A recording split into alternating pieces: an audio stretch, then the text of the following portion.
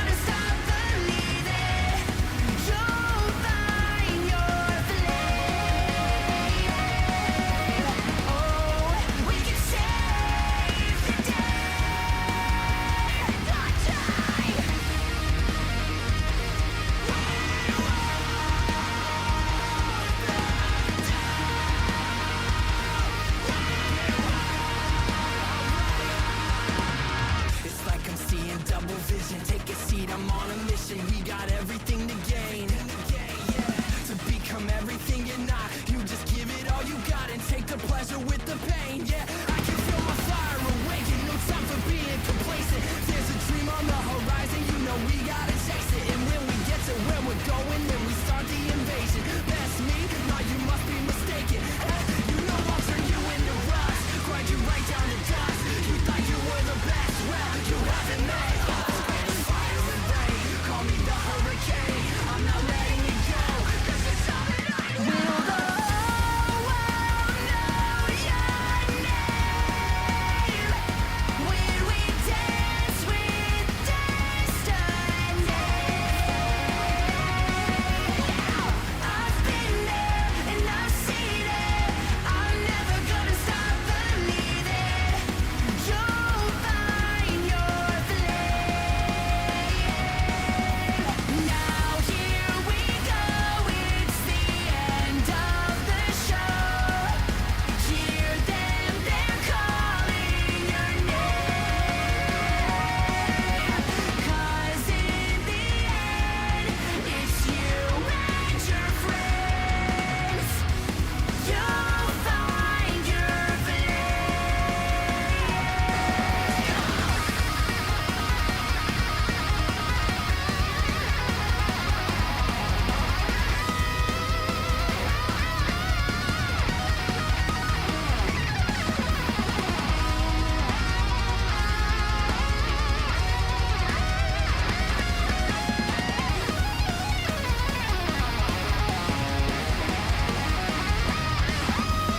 Now here we go, it's the end of the show. Hear them, they're calling your name. 'Cause in the end, it's you and your friends. You'll find your flame.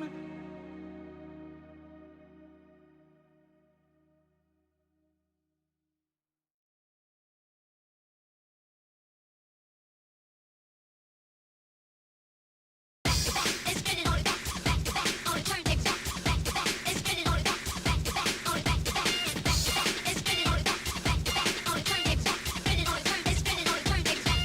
Back.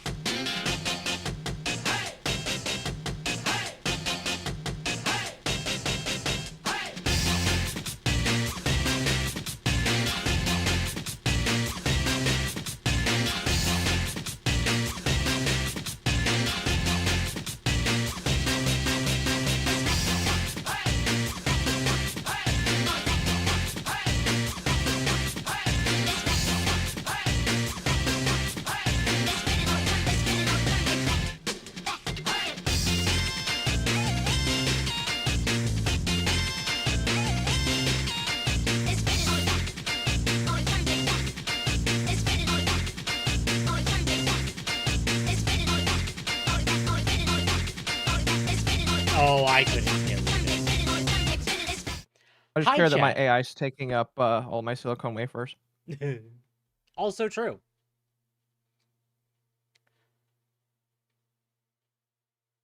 That's good mash. Oh, I'm too high. How long do they have bubble pops? I don't know, but hi, chat. Welcome to Dogwave. The best show of the week. Is it? Absolutely. How long did COVID last? COVID lasted end of 2019 through 2023.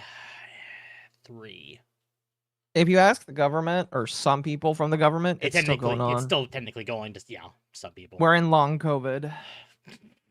Oh my god, fully animated dog. Oh yeah, new model. For some people who don't know, hi, I have a new model. Big temp, little mama. Yeah. Welcome, Gabby. Welcome, Farrell. Welcome, Requiem. Welcome, Cauldroneer.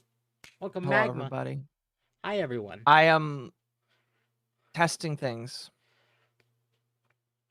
because I wanted to like make it easier for me to see things, you Mhm. know? And so my CPU is, it's struggling just a little bit on my second PC. Well, Yeah, no, never mind. It's fine. OBS and VTube Studio will do It's that. fine. It should be fine. No, I'm using my Xeneon Edge to display my chat and my Streamlabs alerts. I'm debating on if I want to keep it to those two or if I want to use something different. Just to make it easier for me to see certain things. I was going to be home labbing 120B models for movie recommendations on a server rack. I was thinking about like running OpenAI eventually, but like not right now. I don't have right now my current project is waiting until Temp sends me this NUC, and then I'm gonna see if I can get a Minecraft server running on it for myself and my roommate. My And then I'm second gonna CPU see. is struggling. What a flex. Not inaccurate. Listen, the CPU on my secondary PC, I might upgrade it eventually to a nicer AMD CPU, unless this is the best one for AM4, just because What do you have on that one? I don't know, it's an AM4 one. It's not That's AM5. helpful. I know, right? Finally to pass out this I week. don't know which one it is. That's great, Festiva.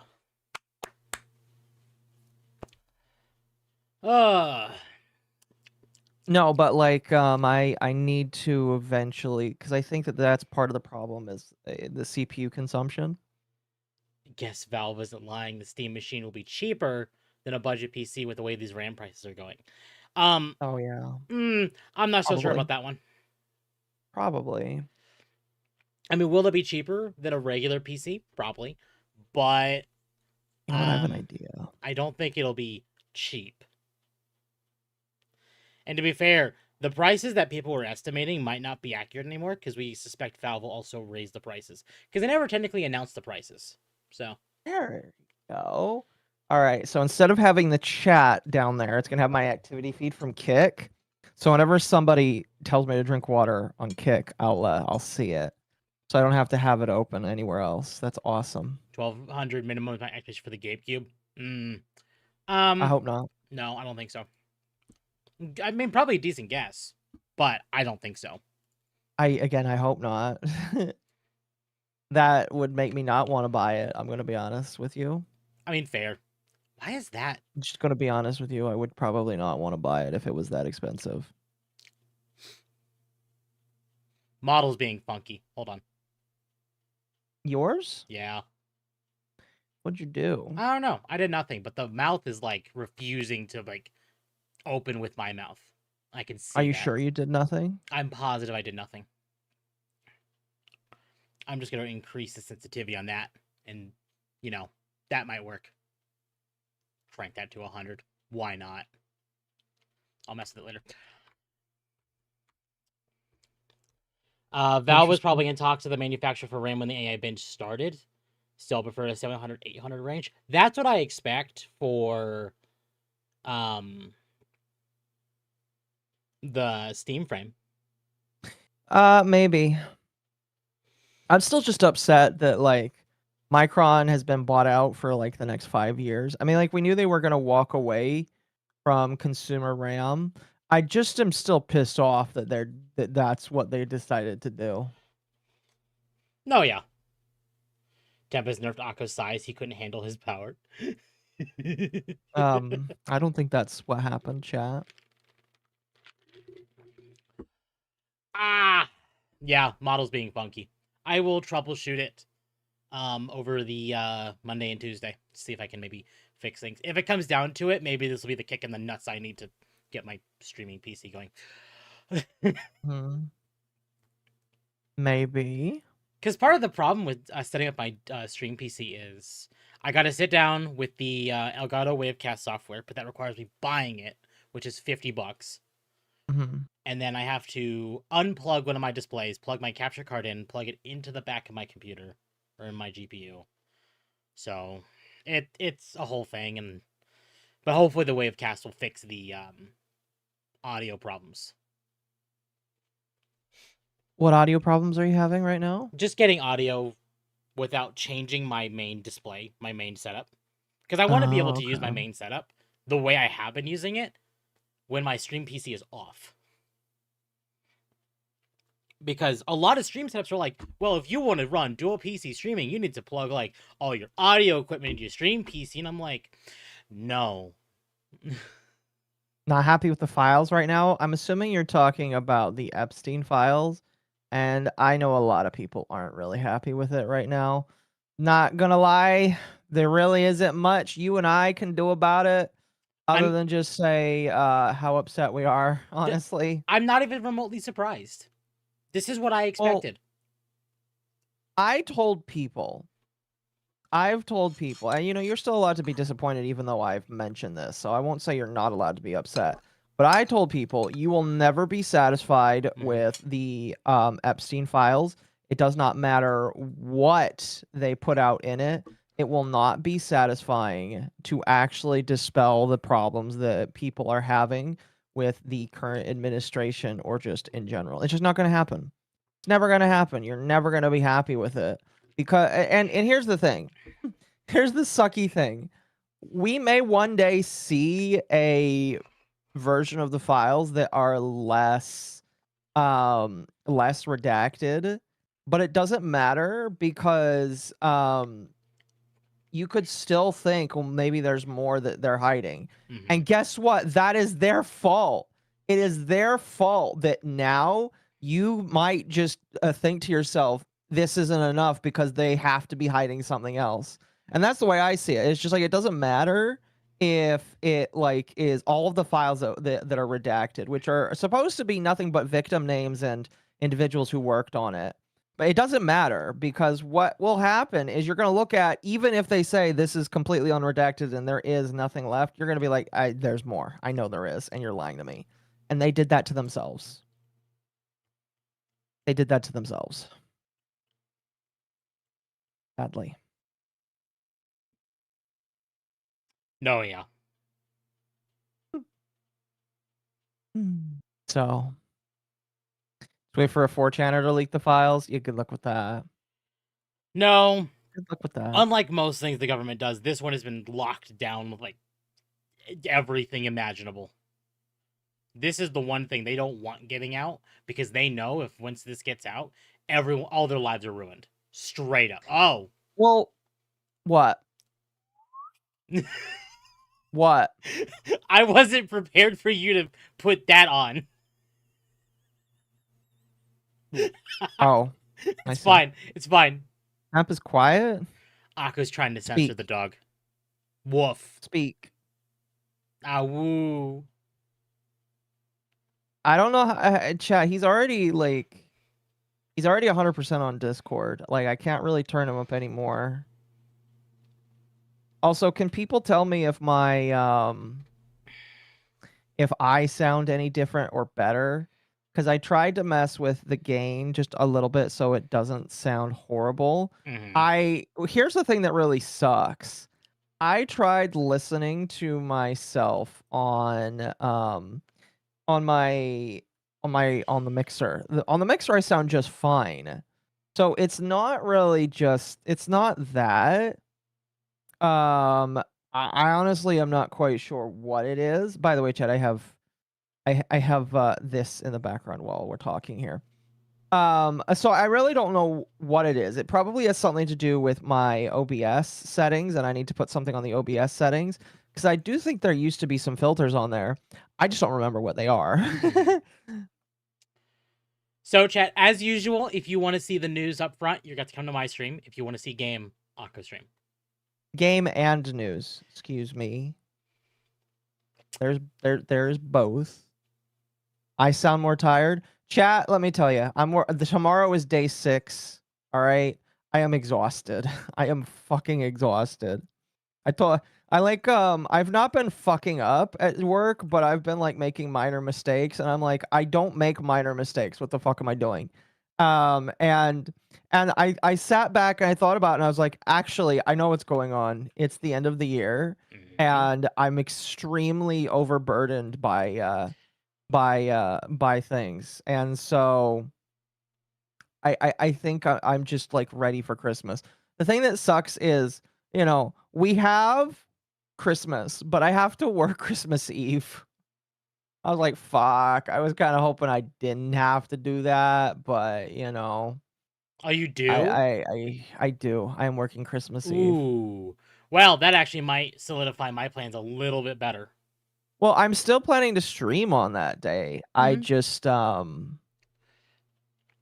yeah, I still plan to stream that day. By the way, chat, I think I'm going to be doing my sponsored stream, I think, on that day. It'll either be on Tuesday or Wednesday. Depends on if I get the camera on Tuesday before it's time to start streaming. If I get the camera, then I will do it. Right. I work Wednesday, Friday, Saturday. Well, Friday. I mean, like, that makes a lot of sense. Friday's the day What's after going to happen? Christmas. Yeah, people are going to work those days.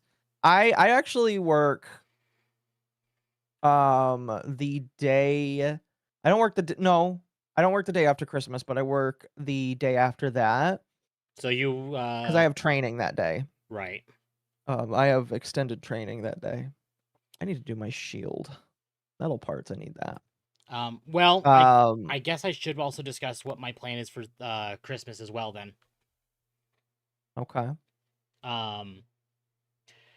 I might be starting a Final Fantasy 14 playthrough on stream on Saturday, or not Saturday, Wednesday. Really? Yeah. Why? Because I want to. Okay, fair enough. Why are you like, doing why the thing you want 14? to? Because I want to. I was just like, why 14? 14. You've played through 14 a lot. I've only ever done one full playthrough. Yeah, but you restarted a lot, so I was just like, I guess you've not played it on stream, have you? I've played like content on stream, but I've never done the story on stream. Ooh, you know what? We're gonna go. I was going to wait to do it until I hit that point, like number wise. Okay. But I've just been wanting to do it again, and I knew it's gonna take a long time for me to actually do it.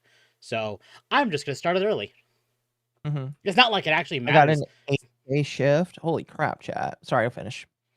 It's not like there's actually like a chronological order to do these things in. No. Chat, I would tell you, I can't work more than 6 days in a row at my job because there is driving involved. My boss, but my boss wouldn't mind if I worked every single day, honestly. He'd be okay with it because he likes me.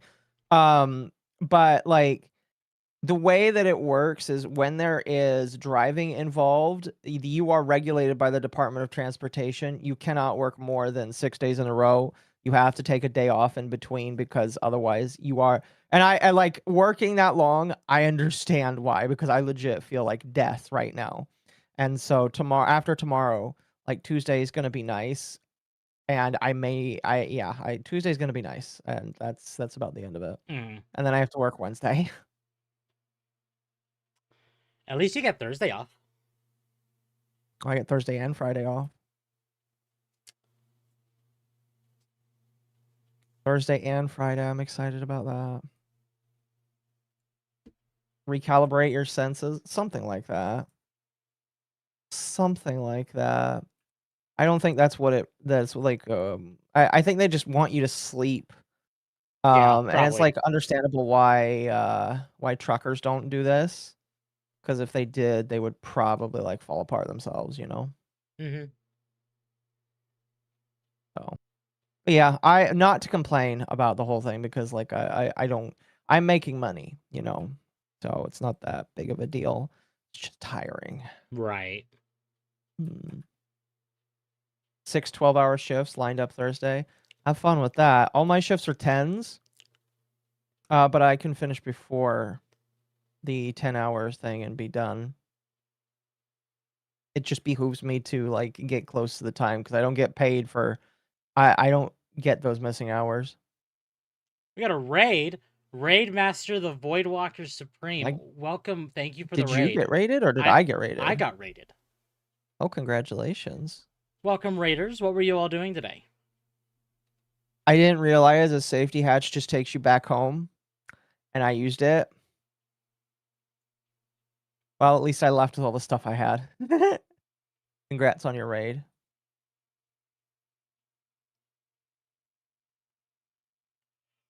Oh, goodness. I would just beat Spore. Fantastic. Spore's a great game. Spore's a game that you beat? Yes. Oh, interesting. Well, if no one knows, hi, I'm Temp. I'm a local dog. Primarily do variety content, with Sunday being a fairly news-heavy day. Otherwise, thank you for the raid. Didn't know Temp could get raids. Yay, feature enablement. I've been able to get raids for a while. Raids. Raids. You get raids. I have gotten multiple raids at a single time. Congratulations. So chat, we got a lot of stuff today. Why is Discord like being retarded with when isn't it?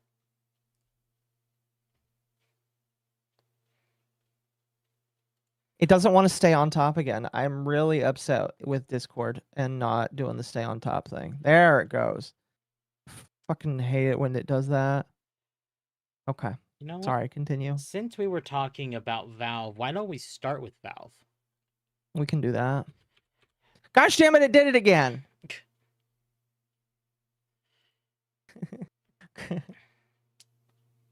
Oh, goodness. Boop. Oh, God. Okay. It's always started. They changed the UI again. They did.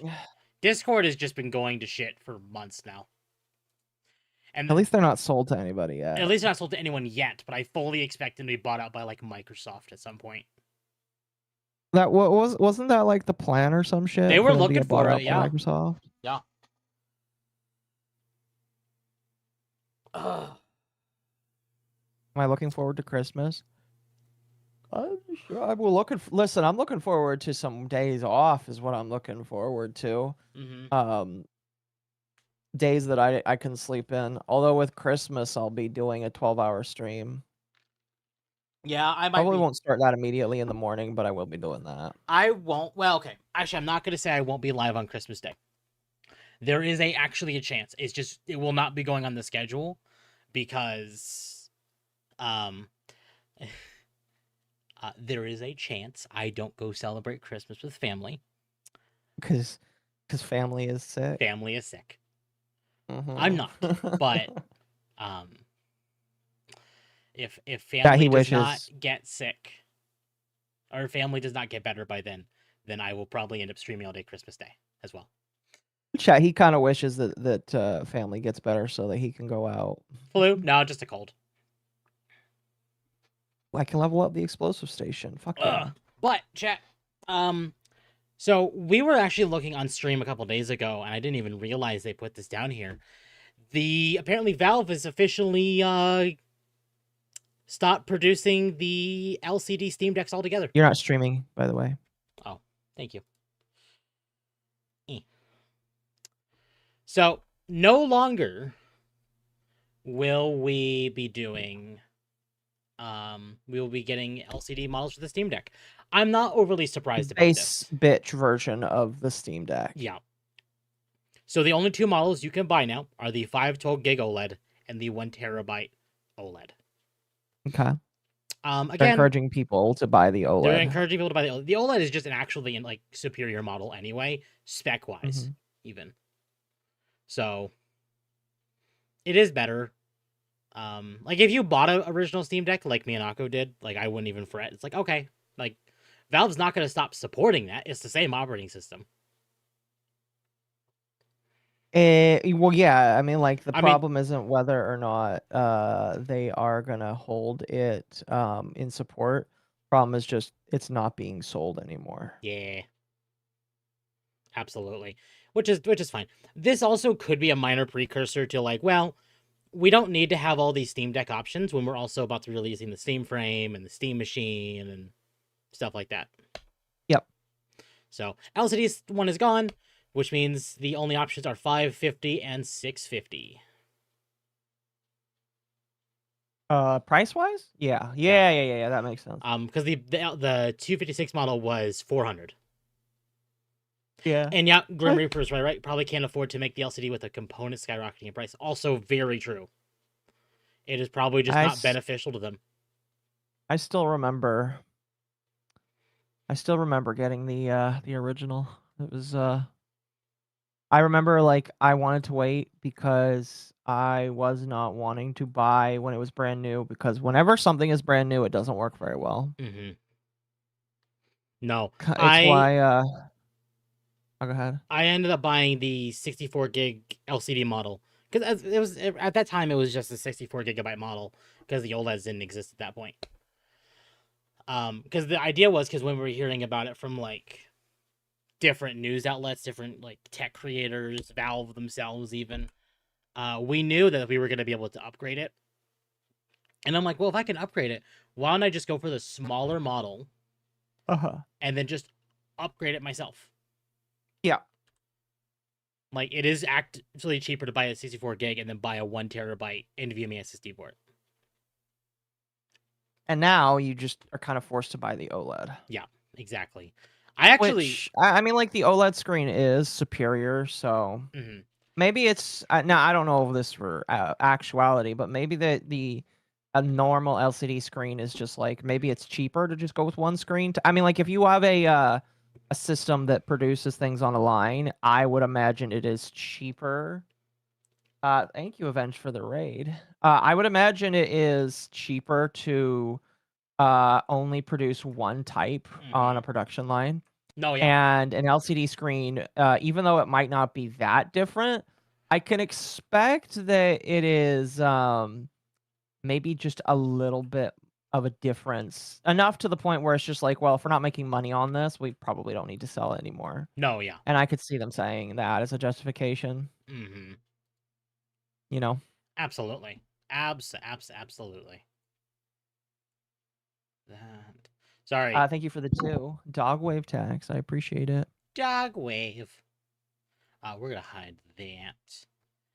Sorry. I'm putting up the new image that Gabby made for me. Oh, did what image? Boop. Where is it? Here it is. Hear them. Little spiders. There it is. Doro Christmas temp. Kill it. Also takes warehouse space for the same price of the OLED screen, I bet. Probably does. And are you gonna show it to chat? It's on my screen. I can bring it up to my There we go. On here. These little fuckers. Yes. My chat would like to see it. Let me see if I can find it. I think Gabby did send it to me in DMs. I can just grab it from there. Pods. No? Where is it? Is it here? That works. Here we go, chat. Oh my gosh. See, you're embracing Doro, and I think that's going to make some yippies a little bit frustrated. You also got a Doro. Dog. I got a Doro, but that doesn't mean that I feed it. Chat, Occo also got a Doro. It doesn't mean that it gets fed. Why is its ass sticking out? Oh my gosh. Like, I just noticed that. I was like, wait a minute. Its ass is like sticking out there. Oh my gosh. It's great. I love it. I hate that that's like the first thing I noticed. I hate that it's also the first thing you notice, but that is really funny. Also, to be fair, I think mine has panties on. I just noticed that too. Gabby did that on purpose. Look at this cute little bee. I pet Doros too. No, we don't pet Doros. Doros are evil creatures. Da booty. It's a huge dumpy. Oh my god. It has a huge dumpy. Biblically accurate Occo Doro. I hate it. Occo kicks What Doros. makes it biblically accurate?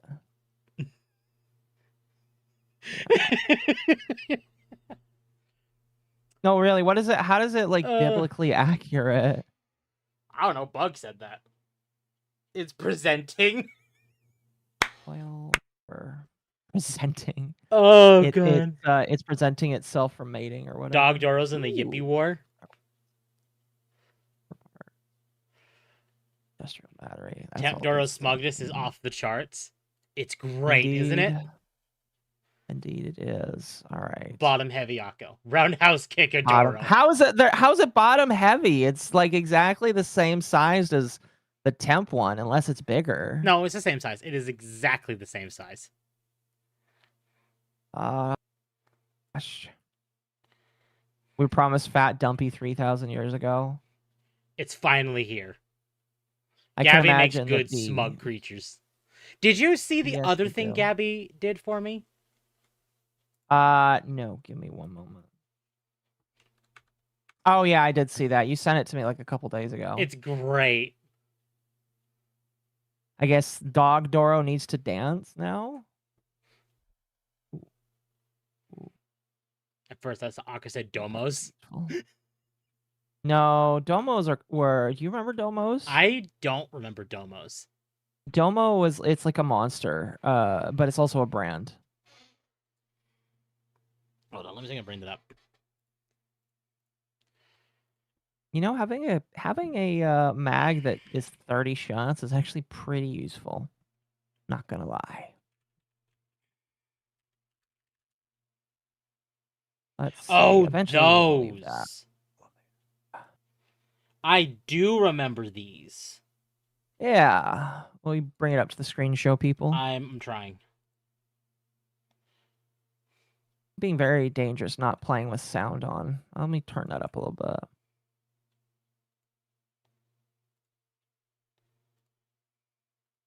want to be able to hear shit. Granted, I haven't seen any drones in this area.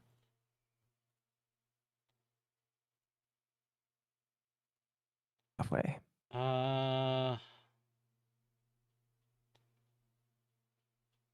Dumpy, you live that back there? I'm good, yeah. I'm trying to find just making sure. Trying to find a picture of it. Pliers and rubber.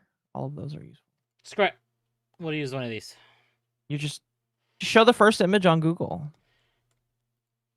I'm pretty sure it's not going to be evil or lewd. Yeah, Domo. What is it? What is that grabbing? That's a snake. It's grabbing. Obviously. That. Not that. Just one of my many assets on screen. Oh. Yeah, Domo. Yep, that's Domo. I remember having a. Did I actually? I don't think I had a Domo. I think I knew family that did though. I never did. Okay. There's no safe way down there. Remember a Domo backpack at an Asian festival? Shit. Those things are pre-Labubus. Yeah, Labubus. I would say that they're better. I'll be honest with you. Way better. Fuck, I need to get I used to play Roblox map when I was in middle school where you have to find Domos. Aqua's overconfident in 9 countering R34. Keep safe search on. No, here I'm actually using Brave search engine, which does Brave filter out lewd stuff? Kind of does, yeah. Not always, but it does a better job than Google. Yeah. But it also doesn't find everything as like best as we want. Well, it's not Google, and Google typically has the best search engine. Well, it's the premier search engine. Yeah, it's the search engine that Brave bases itself off of. Mm-hmm. Why the fuck? My sister was obsessed with them. Brave gang based. Yeah. Oh, so okay. You remember during the Game Awards where Megan and Reb from the Warframe team came out and said that Ben Starr would do anything for money, right? I do seem to recall that, yes. Okay. I wanted to add that context. What is he doing? Is that Ben Starr? That is Ben Yes. Starr. What the fuck is he doing? So that is a Krampus outfit from the Krampus monster in Phasmophobia. Why? So when they joked that he would do anything for money, they weren't kidding. So are they just like paying this man to do random ass shit for them? Yes. He does not look amused by that. I mean, to be fair, he's really good at playing a bit. Yeah, he is. And, you know, maybe he's like, I could see him being like buddies with them, I guess. But like, I like look at this and I'm just like, is he happy to be there? Well, this isn't Digital Extremes. Oh, that's not Digital Extremes? Is that No. just him? Yeah. Well, okay. So this is the Okay. Phasmophobia team. Ah, okay. So this isn't Warframe related. I see. So Fair enough. he was paid more money from a different studio to do this small little snippet thing. But Fair enough. But I just find it funny that he is also playing into the meme of he'll just do anything. I'm waiting for like one day he's just on a stripper pole. You know, I'm not really interested in that. I'm not either, but I wouldn't be overly surprised if he did it just to line up with the meme.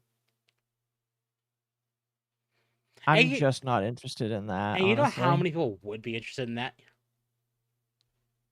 A lot of degenerates that I kind of Yes. just don't care about. Oh, fuck. Ben is such a goober. He Stay away. is absolutely a goober. Stay away. Ben is very quickly becoming one of my Stay favorite away. actors. Stay away, stay away, stay away. Have it be a bait for a fake OnlyFans. That'd be really funny.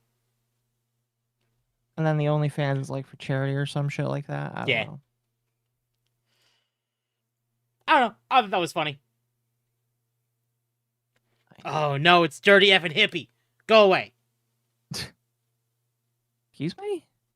The first comment in the Phasmo thing is dirty effing hippie. She, if you don't remember, Oh. she was one of the community managers for Destiny. Oh, okay. And One of the weird she ones. was definitely one of the problem children.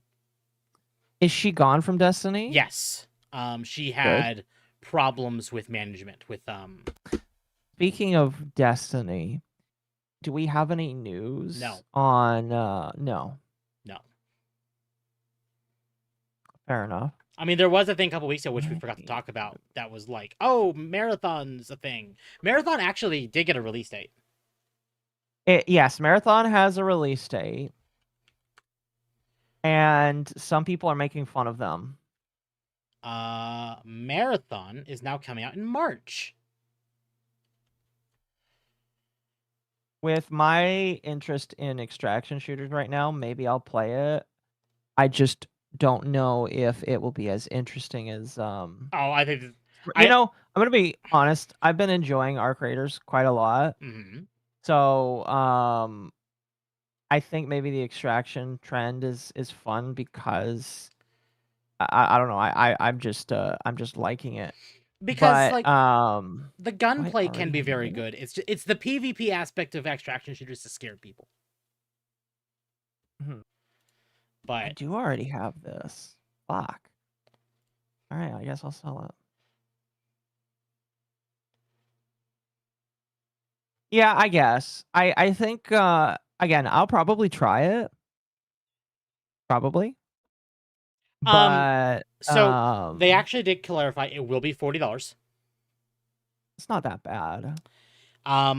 The only way you will get me to try this game is when it goes on a sale. I think Bungie has screwed the pooch too much for You think us. so? I do. And I think Marathon was already DOA. But Thank you for the 5. I think with Arc Raiders being a thing, I think Marathon is even more like in danger.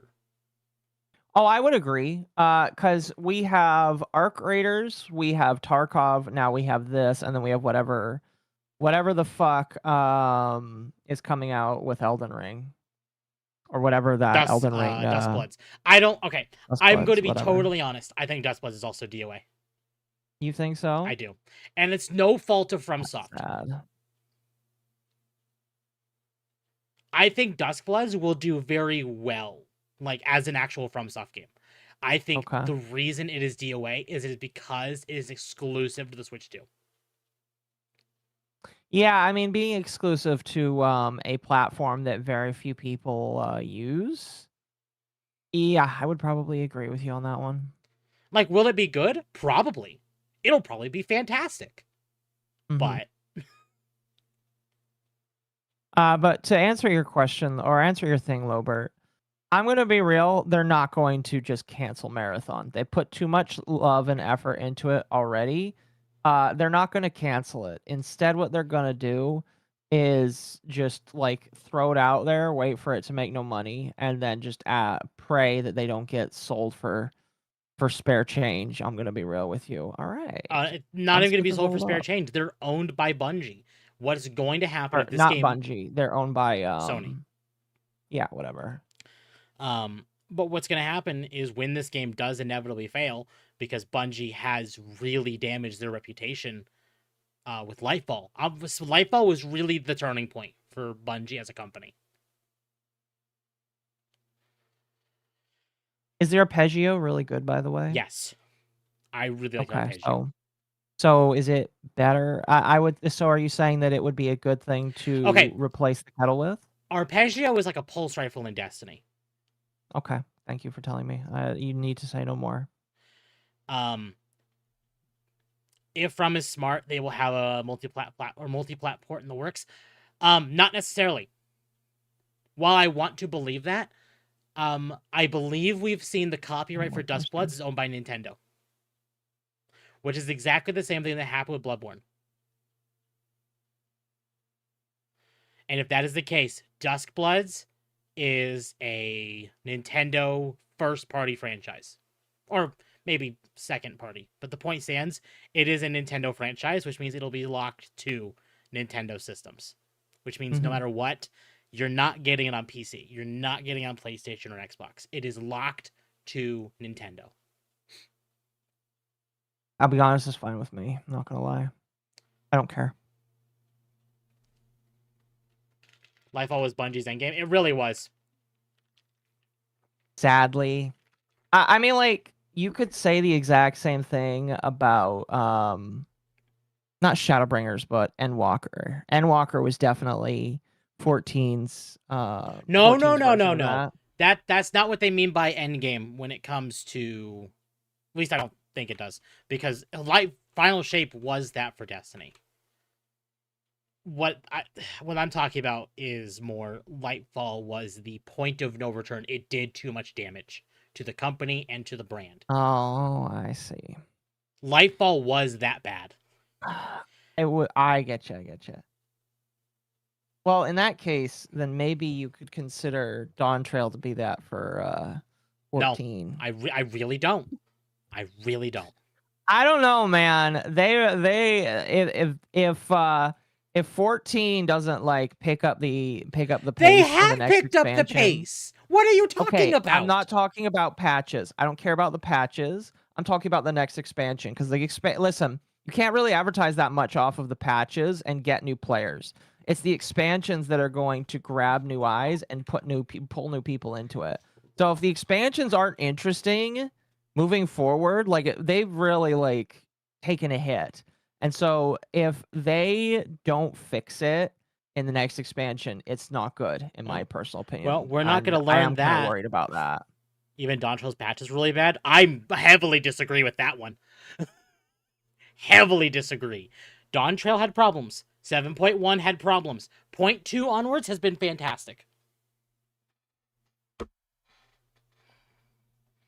So, Square really cleaned up their act. All I'm saying is if they fuck up this next expansion, I will probably not play 14 anymore. Well, we will learn the first bits about 14 in April. In April? In April. Okay. Because April is when FanFest is. Okay. Which means we're Well, not getting then the in expansion that until end of case- 2026 Okay. at the Cool. earliest. All I'm saying, in chat, you can hate me if you want for this, but I'm going to skip all the way up to 8.0 and just I'm just going to buy a skip and cuz I just don't care. That is literally a waste of money from where you are. It is like I don't care. $30 for a I skip. really don't care. It is about 5 hours I left of don't care. content. I don't care. I refuse to play any more of that damn expansion. I hate it. I hate it. I hated every minute. I don't care how good the end area is. It was tainted by the beginning and the DEI hire that they had as the main character. It ruined the entire thing for me. I'm gonna be honest with you. A lot of people still play Dawn Trail right now. Yeah, because the content has been actually fantastic. What patch What is patch Occo? am I? I am still in 7.0. I'm still 7.0. I refuse to finish. I absolutely refuse to finish it. I hate the story. I hate the main character. I know what the ending is, and the ending is literally just the main character pulling a Rex and killing everything, and I hate it. I'm going to be honest with you. That expansion literally killed my drive to touch anything Final Fantasy. And that includes, like, that's why I haven't really finished 16, is just because, like, I fucking hate what Square this is why did, Akko's and really petty. I'm not petty. I'm This just is pissed petty. off. This all is right? petty. Listen, I listened to a video the other day that basically talked about how Wooklamot shouldn't have existed, and there was good evidence to support the idea that Wooklamot was like a last minute stand-in, and I legitimately believe that they just added her in because they wanted to dumb down the game for the audience, and I legitimately hate them for it. So again, I will say if 8.0 does not wow me, I'm done with 14, and I will not play it anymore. Period. I'm just fucking done with it. Okay. It's okay to be petty. When it comes to video games, my time is precious. All right. Akko just loves. And if you're giving me the middle finger with your game, I'm not going to play the next one if it's that bad. So they have one more chance with me, and then I'm done with 14. Akko just loves Minecraft story more. I know. I don't just play Minecraft. I'm playing Arc Raiders right now. 8.0 has to be a new game at this point. No, I heavily disagree. Thank you for the 10. I appreciate it.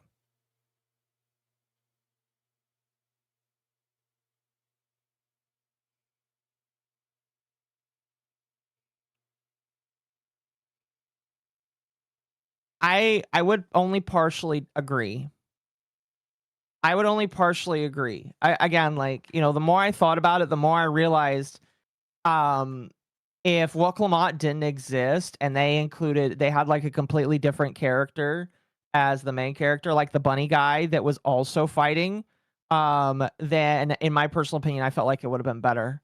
Because there's so many design choices they made with Wooklamot that make absolutely zero sense. That I legitimately just look at it and I'm like, this is awful.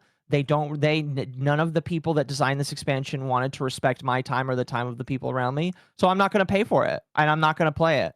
And if I play 8.0, I'm going to skip the shit out of the rest of 7.0. I don't care how good the ending of it is. I'm going to make it over. I'm going to make it clear right now. I will just be discussing my Dawn Trail thoughts after 0.5 is over, because when I'm with Akko's going to shutter my comments, because Akko is clearly the right person here. No, you can talk. You have cut me off every time I've tried. Don't be salty about it. No. Just talk about it. I had to get my thought process out. No, I will just wait. I will just wait. Kona was supposed to be the main character. I agree. There's so much shit that, like, I've seen. I think Kona should have been the main character, and you can't convince me otherwise. I'm going to be honest. They released an expansion past Endwalker. They did, and it is essentially a Realm Reborn again. In terms of even, like, a Realm Reborn wasn't great. A Realm Reborn had problems, and I think this definitely has the same glaring issues as a Realm Reborn. Do I think that Dawn Trail, having sat where we are now, having kept up with it as far as story and as far as content is concerned, is it as bad as when we first had it? No. Is it bad? Yes. Is it the worst expansion in 14? Yes. But is it as bad as we originally played it out to be? No. Yes. I'm sorry. The answer is still just yes. I would rather play Realm Reborn 50 more times than play this damn expansion. That's how bad it is to me. story-wise, I hate it. Content-wise, it's okay. Did you hear the rumor that Yoshi wanted to leave Square Enix for Blizzard and ruin Don on purpose to get fired? That I'm positive is false. That would be funny. ARR was better. No, I agree. Yoshi I would take ARR right in the spot I played it in. Not even the spot it is now, because the spot ARR is in now is way better. But I would take ARR in the spot I started it in over this shit. Sorry, continue. Case in point, chat. We need to pivot away from 14, otherwise we do, because you're gonna get angry. Again. I don't mind talking about it. You I just am want angry bitch. about it. No, I'm angry about it because it's just like, dude. And out of the both of us, who should be more angry? It's me, because I've been playing it far longer than you. I don't. Okay, so you're saying that my opinion counts less because no, I haven't played it as long as. That's what you're saying. All right, you're saying your opinion counts less. We're moving off of 14. We're moving off of 14 because you are really actively pissing me off. Sorry, it's just my opinion is that it sucks, and a lot of the internet agrees with me. So you're allowed to like it. I just think that it sucks. Anyway, moving on. Let's move on from it.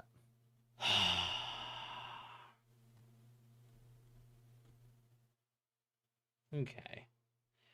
Let's see. What are we talking about next?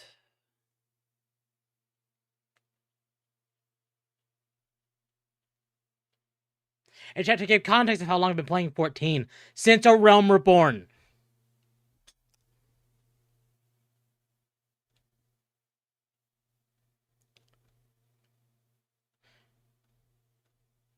Okay. Here, we'll talk about the tuna lady. The tuna lady. Goddess of Victory Nikkei artist announces a new game about a 31-year-old office lady turned magical girl saving the planet from a gigantic tuna. Like a fish tuna? Like a giant fish tuna. What else would a tuna be?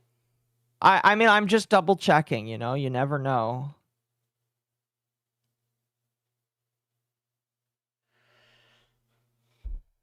I'm just making sure. I mean, like, you've got a picture of a bunny on screen. Do we have visuals of this gigantic tuna?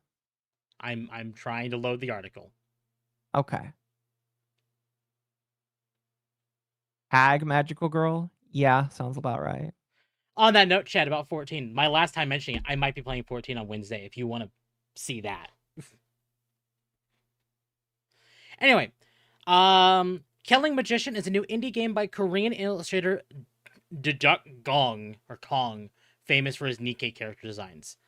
Korean illustrator Kong, known for creating several Nikkei characters such as the fan favorite bunny girl Alice, has announced his latest indie title, Killing Magician, is set to release on December 30th for Windows via Steam.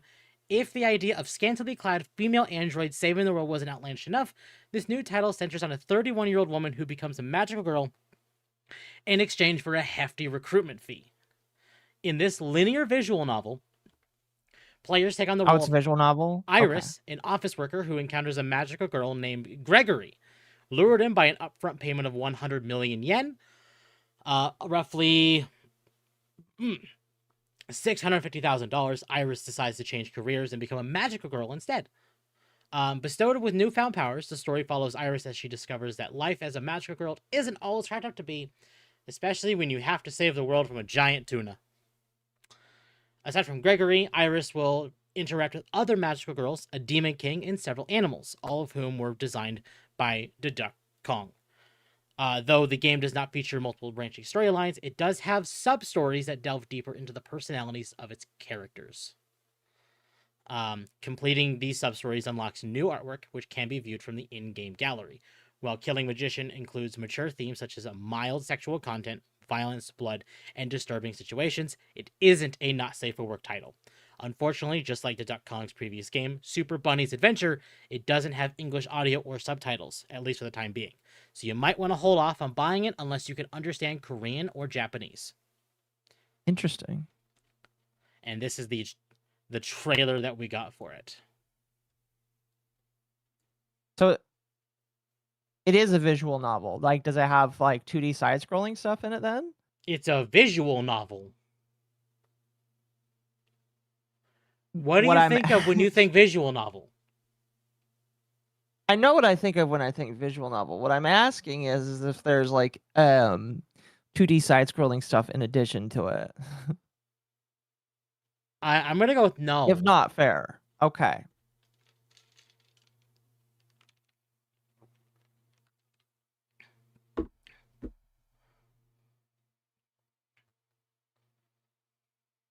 Interesting. Is this about a hag's tuna? Yes, clearly. I kind of get the joke there. And I'm going to be real, I hate it. So yeah. So if you're interested in at least the art style of this guy, hey, it's a new game. If you can understand Korean or Japanese, hey, this exists. I think it looks all right. The visual is But it's a very visual important in novel? visual novels. I know it is. I mean, it is a visual novel, so I'm not that interested in it, but it looks all right. Look up Crown from Nikkei. That's literally who that is. I will do that after stream because Nikkei is questionable. Question. For, at least YouTube's concerns. Maybe just a little bit. Just a little bit. I guess I could talk about that real quick because I've been playing Nikkei. I have managed to roll a couple of times. That's right, because what got you started to playing Nikkei?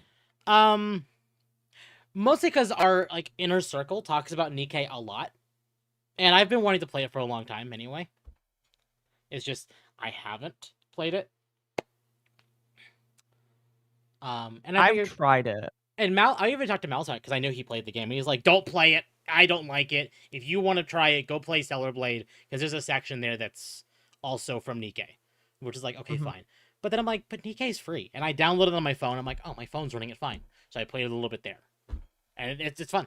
Right. Thank you for the follow. What did you get for my first 10 pull anyway? Well, I'm gonna try and pull that up. Here.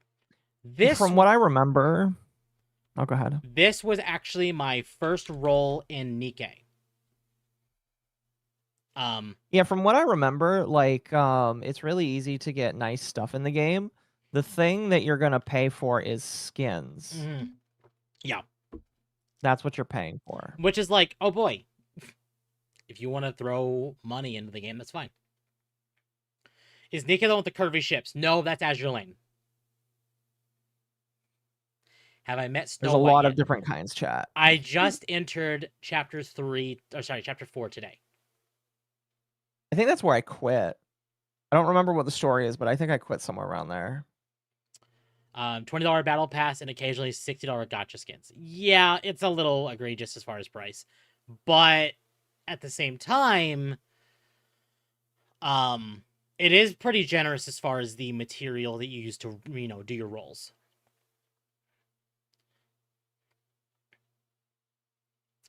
So this $20 battle pass and occasionally $60 gacha skins. Yes. So this is my first roll. I basically got another of the base to Rappy and Anise and the rocket launcher girl. I forget her name, and then the white-haired, sharp teeth, vampire-looking sniper chick, I guess. I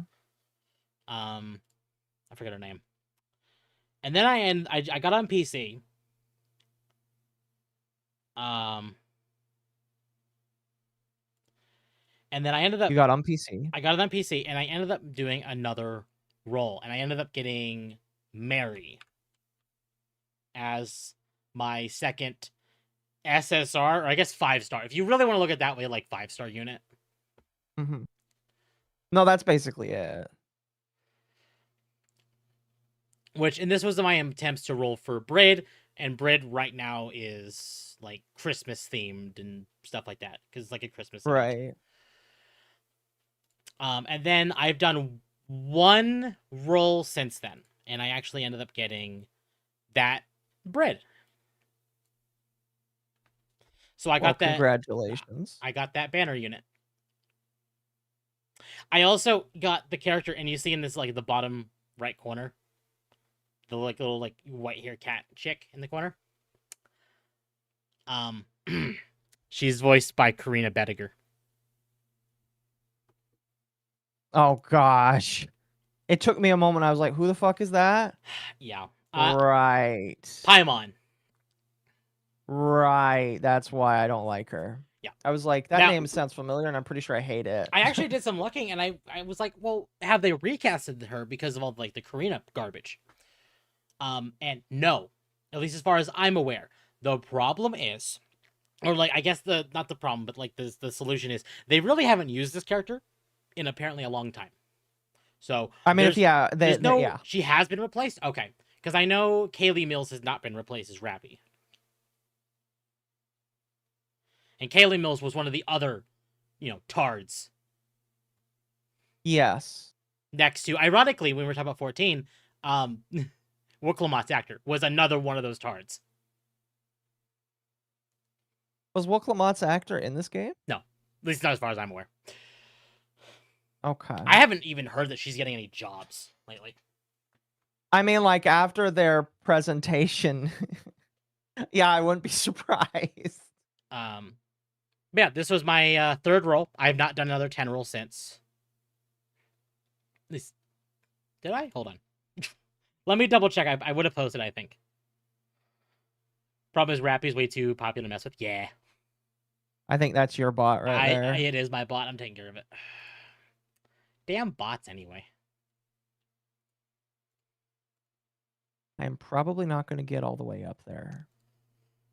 Yes, they've been banned. Twitch, leave me alone. I hear that. JP Rappy is 2B, by the way. Oh, yeah, I'm not surprised. So, I actually said it before. I actually intend to start Stellar Blade in the new year. Finally. You haven't played Stellar Blade yet? No, I haven't played Stellar Blade yet. You know why? Because Claire Obscure took me all damn year. And I basically told myself I'm not allowed to start like a new game that I'm not going to finish until Claire Obscure's done. So like I finished fair enough. I finished Silksong. I finished Borderlands 4. But I finished them.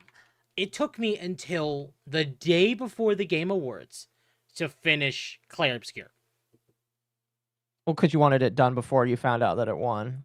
Yeah, exactly. Speaking of which, I don't know if you want to jump into Claire Obscure now. Might as well. Do you think that they'll remove its Game of the Year? No. You don't think so? No. So to give context, this week started by people basically shitting on Larian. For those who don't know, Larian's the studio behind Baldur's Gate 3. And now Divinity. And now Divinity, yes. Is it just Divinity or is it Divinity Original This Sin? one is just Divinity. Okay.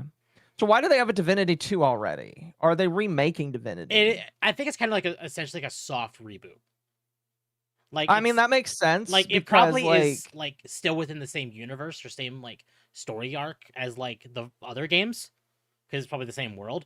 But I think this one's probably just disconnected enough to where,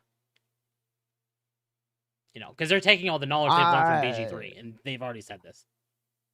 That's fair. Shit. Don't die. I would assume it's like some sort of reboot. Or maybe some sort of like just start over, I guess. Which is different from a reboot. Yeah, it is. Divinity Original Sin is like 2,000 years before Divinity. Yeah. So there's enough time gap there where they could essentially do like a soft reboot to where like you could start this and not have to know anything about the other games. Well, I would hope so. But I learned this week, in the midst of all of the Larian AI stuff, and we'll get into that, that apparently Expedition 33 also used AI. What kind of AI did they use? So from what I've heard, I don't think I've seen proof of this, but I might have, but I wasn't sure if I did. Is Sandfall used placeholder art. So like they were working on, at least this is the way I assume, maybe chat will confirm if I'm wrong. Okay. Like on walls in Lumiere and other like what could essentially be populated dungeons, like with other enemies, or like where a human population used to exist. You'd see occasional posters on like the walls of these buildings, and apparently some people noticed around when the game came out that some of them were AI generated. Now, of course, that was when the game came out and no one made us think about it. But since the Larian drama came up, some people who were upset that it won Game of the Year at the Game Awards decided to use the opportunity to shit on Sandfall. Right. So, this is coming from Gene Park, which is a Washington Post video game critic. Yuck. Expedition 33 team freely admitted using AI and just won the most awards ever in Game Awards history. And this is what was said. Optimizing resources. We use some AI, but not much. Francois Maurice, producer of Clair Obscur, tells EL Pice via video conference. The key is that we were very clear about what we wanted to do and what to invest in. And of course, technology has allowed us to do things that were unthinkable a short time ago, explains Maurice. Unreal Engine 5's tools and assets have been very important in improving the graphics, gameplay, and cinematics. So, my understanding of this is they used AI for, like, background posters and stuff. So they could focus, instead of, like, on background art, taking away from, like, working on, like, the gameplay and the actual graphics and the cutscenes and stuff like that. They used so placeholders. they did generate. So did they replace the placeholders? They did. Okay. So it's not like this shit is permanently correct. in. In fact, what had happened is they ended up finding out, because the placeholders that people found that were AI generated were not meant to be there in the full release. In fact, that was a problem that they ended up finding out after the fact, and that was quickly patched out. Because they had made the proper assets. They just hadn't replaced it. They just hadn't replaced them yet, yeah. I see, but even though they were planning to do that, they forgot about it. People are pissed off because it's AI. Yeah. Yeah. Exactly. So, and it's such a stupid thing, too. In fact, I think this was actually attached to the Gene Park thread, saying Expedition 33 Guillemot Broche said that they were strictly against using creative AI, but you won't see accounts like this share articles like that because it does not suit their agenda. A firm no to creative AI. However, at one point, a question related to the game itself was raised. The role of artificial intelligence in video games. This, of course, refers not to the capabilities of computer opponents, but to the use of creative artificial intelligence in game development. This topic really stirs up a lot of emotions. On one hand, we have publishers who openly express interest in generative AI and have even stated or started implementing it in the development process. On the other hand, there are plenty of people, especially developers and players, who are at best skeptical about creative AI, and at worst, totally against using it in any way. Less extreme opinions are also less common. Broche made it clear the studio doesn't want AI involved in anything creative and isn't interested in anything made by artificial intelligence. I think we can agree that when it comes to anything creative, our answer is essentially no. It's like taking away all the joy of creating a game. We love making games. We love creating. Creating is one of the most beautiful things people can do. So when it comes to creation, our answer is a firm no. Nothing in the game will come from AI. We state this clearly. It's a firm no from us. Beyond that, I don't have a formed opinion. Science, responsibility, process, and so on. It doesn't matter to me as long as it works. And when it comes to creative things and things that must come from the heart for us, it means a definite no. Now, I want to add on to this. And there's an actual article here, but these are the key points that were brought up here. Okay. My guess is what happened. Can I get a link to this Twitter post? Yes. I will put this in chat. My guess is what happened is there was no AI used in the creative process. All we have seen of AI has been like background posters. Okay. And my guess is what happened is they used them as a reference. And we're going to kind of go into this with the Larian post as well, because they also discussed using it this way. The Larian post was like crazy because they were getting really upset with people. The CEO of Larian crashed out on Twitter about it. He did. And it was funny. So my guess is what happened is, 'cause the way Larian described it is they wanted to use they don't want to use AI at the way people like Call of Duty Black Ops 7 is using, but they wanted to use it kind of like their example was like a Google search of like they're searching for a certain thing. Right. But in this way it's like they used AI to find the certain thing. So they typed into a thing and it's like, X, Y, and Z. And that's what it came out with. And they're like, oh shit, okay, that's what we need. And they use that as reference. Mm-hmm. And I assume that's what happened here. And that got snuck into the code or like the files and everything and was forgotten to be taken out in private testing. But again, I don't know that for sure. But I'm probably going to go on a limb and say that was not intentional. And it was probably just meant to be reference material that was used for a personal build by the company. Uh-huh. And that got accidentally put into the game proper. Again, because they weren't paying attention. They weren't paying attention, exactly. Uh-huh. But again, that's speculation. But this all led into the Indie Game Awards disqualifying Clair Obscur. So originally, the Indie Game Awards won, or what it's kind of the same as the Game Awards, but Clair Obscur didn't win the Indie Game of the Year. Yes, and it's a lot smaller because it's just for indie games. It is a lot smaller because it's just for indie games, and Right. Clair Obscur was retracted. They actually took that award away from them. Damn. So they say here, why was Clair Obscur, Expedition 33, and One Vanguard retracted? The Indie Game Pulled Awards. A fat man chat. The Indie Game Awards have a hard stance on the use of Gen AI throughout the nomination process and was during the ceremony itself. When it was submitted for consideration, a representative of Sandfall Interactive agreed that no Gen AI was used in the development of Clair Obscur. God, I'm sorry. I'm like burping.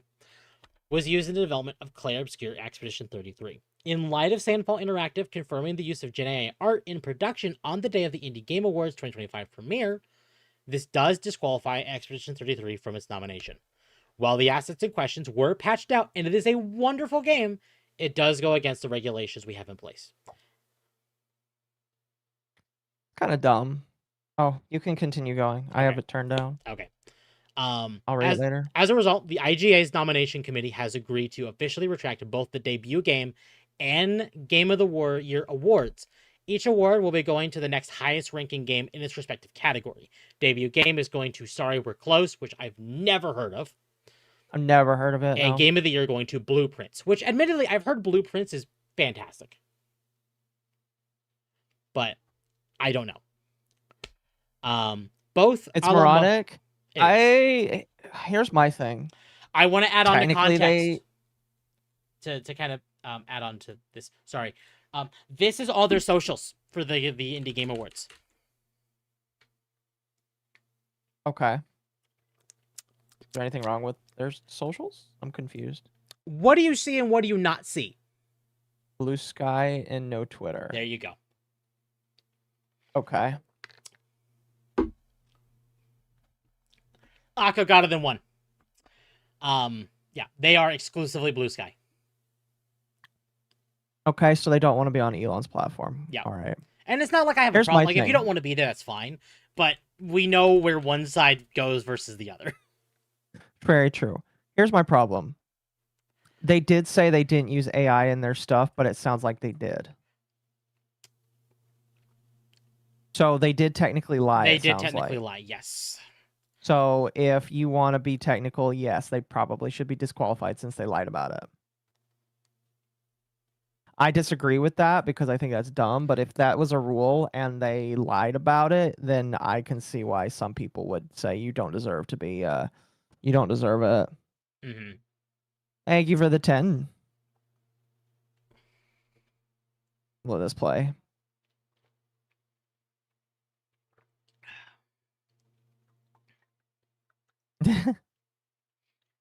So it goes on to say it's possible, chat. Thank you though. Both Alamo Games and Dogwave have been notified and were invited to record acceptance speeches. Since the IGA's premiere took place just ahead of the holiday break, we expect both acceptance speeches to be recorded and published in early 2026. The second update is in regards to an Indie Vanguard recipient. Initially discovered through itch.io's Game Boy Competition 2023, and later played on cart, Gorting Code was selected as an Indie Vanguard due to their impressive work in GB Studio. And for crafting such an amazing throwback for the modern day, the physical cart of Chanty is being produced and sold by Mod Retro, and it is the sole marketplace where it can be purchased. The IGA's nomination committee were unfortunately made aware of Mod Retro's vile nature the day after the 2025 premiere with the news of their horrid and disgusting handheld console. As the company strictly goes against the values of the IGAs and due to the ties with Mod Retro, the Indie Vanguard recognition has also been retracted. This decision does not reflect Gordon Code, but Mod Retro alone. Shanty remains a wonderful throwback to the Game Boy era, and we encourage you to continue following their journey on itch.io. The official Indie Game Awards website has been updated to reflect these changes, and we're doing our best to update the main video on the 6.1 YouTube channel with the YouTube editor. We sincerely appreciate your patience and feedback on both matters. As Gen AI becomes more prevalent in our industry, we will better navigate it appropriately. The organizational team behind the ceremony is a small crew with big ambitions, and the Indie Game Awards can only grow with your help and support. We already can't wait for the 2026 awards or ceremony. I feel like they're gonna get less love and support next year because of this. Admittedly, I know I just read the whole thing about like Mod Retro. I haven't looked into anything about that. But now I'm more interested based on their whole like the vile nature and the horrid and disgusting handheld console. I'm like, tell me more. Hold on. Yeah. Mod. It was just placeholder stuff. Chad, I'm not going to disagree that I think that this is retarded, you know, because I think adding a rule like this in the first place is dumb. I agree. However, the autism in me will also come out and say, well, technically, they did disobey the rules that they themselves agreed to follow when it comes to submissions. So, you know, if you lie about a submission, even if I think that you're technically in the right, there's not much you can really do about that, you know? It's just really not. No, absolutely. So, you know, I think it's dumb, but they are technically in the wrong, even if what I mean, like maybe you could argue that like the technicality is it would be different. I don't think people are going to care, sadly. Mm-hmm. I think overall, especially for something placeholder, like I get people being mad about Black Ops 7. That is blatant. That is disgusting. What happened with Black Ops 7 again? Were they way worse with their AI? The game is basically made by AI. Oh, fair enough. Like assets across the board look like AI. The story is ass. The story looks written by AI. The models and everything looks made by AI. It's just AI across the board with Black Ops 7. That's fair. Like, it's not good. It's really not good. Black Ops 7 is story assets for AI agent. Yep. I'm just mostly unfamiliar, you know?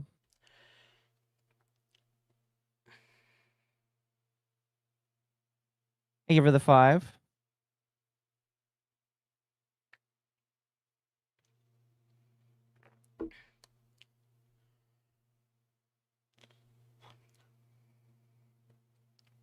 Well, that's dumb. I'm sorry to hear that. Fuck, I'm slowly dying because I've been in the ice too long. There's somewhere I can go. Might die. Would prefer not to. So, this is the actual article from Polygon, which I grabbed right before stream. Because I had been looking for anything about this and I couldn't find anything. But stories started coming out about it after I asked for it. In the Discords. So this is from Polygon, so take it with as much of a grain of salt as you want. Clay Obscure Exhibition 33 took home both the Game of the Year and Debut Game honors at the Indie Game Awards on Thursday.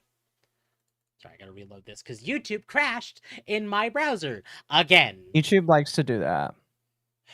Anyway. But the teams at developer Sandfall Interactive and publisher Kepler Interactive couldn't celebrate for long. On Saturday, the Indie Game Awards retracted Clair Obscure's honors due to inclusion of generative AI assets at launch that were quickly patched out. As detailed on the Indie Game Awards FAQ page, the organization states that representatives of Sandfall Interactive agreed that no generative AI was used in the development of Expedition 33. When the game was submitted for awards consideration, in light of Sandfall Interactive confirming the use of Gen AI art in production on the day of the Indie Game Awards 2025 premiere, this does disqualify Clair Obscure from its nomination. Though the AI-generated assets were patched out, their initial inclusion was enough for the Indie Game Awards to disqualify E33 and retract its awards. Polygon has reached out to Sandfall Interactive's representative for comment. And this is from the Indie Game Awards. The IGA's nomination committee is officially retracting Debut Game and Game of the Year, awarding both categories to new recipients. Oh god, this is on Blue Sky. Ew. Ew. But we'll watch it, because it is relevant. What the fuck? What? What are you putting in my face right now? Chat, you should be grateful that I'm not blurring this up for all of you, and like you only get to see a small portion of it. This is a representative from the Indie Game Awards. It makes sense now. So we're gonna listen to this because this is an actual temp found a hobo. All right. Hello, everyone. Ow, my ears. Mike here from 61 Indie. On behalf of the IGA's nomination committee, I do have an update regarding the Indie Game Awards 2025. As you know, we have a hard stance against Gen AI in video games. It's something we talk about throughout the year when discussing any potential nominees. On the day of the premiere, Sandfall Interactive did in fact confirm that Gen AI was used in the making of Expedition 33.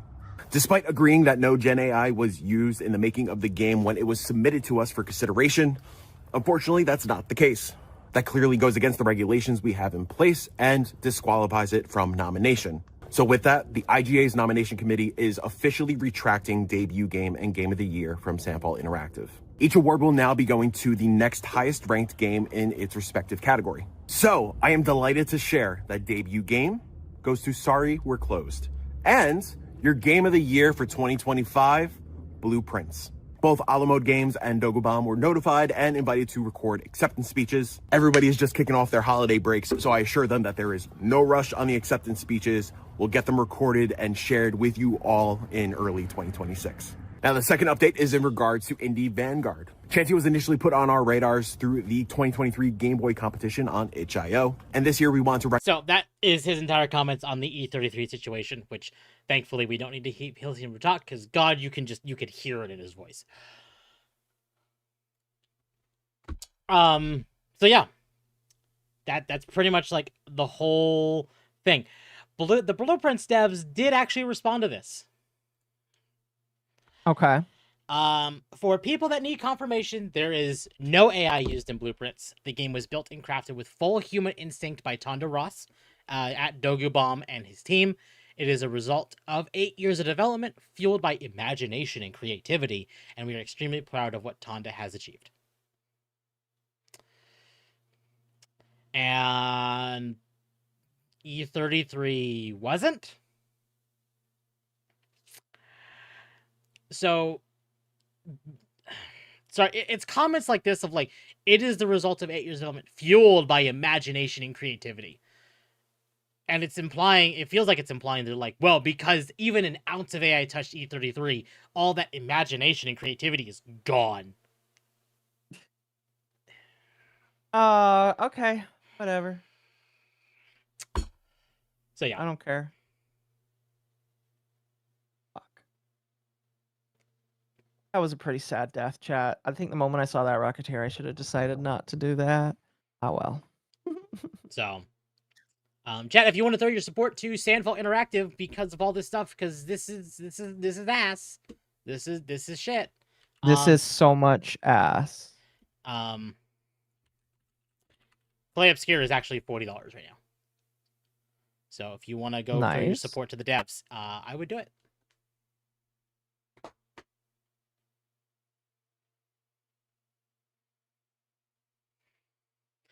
The Fuck. anti-AI crowds are fear-mongering bad. Yeah, they are. They are really fear-mongering right now.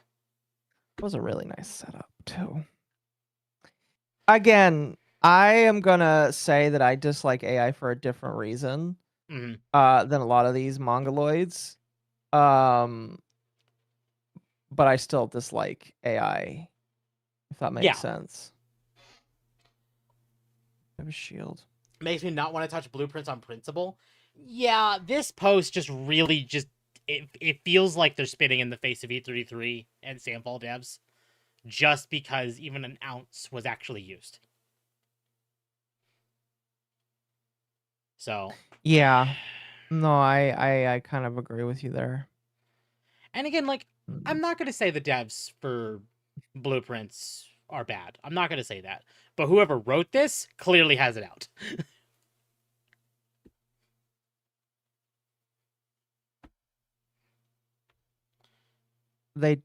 No, I would agree.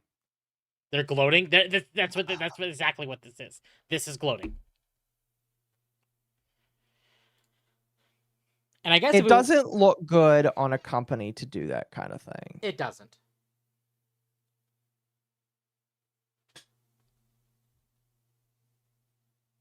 No, that I don't know. Like, it's clearly written with spite. It is. This is written with spite, and I don't like that. Again, I'm not going to say the devs for Blueprints did anything bad, but again, You don't want a sore winner. Yeah, and that's what this is.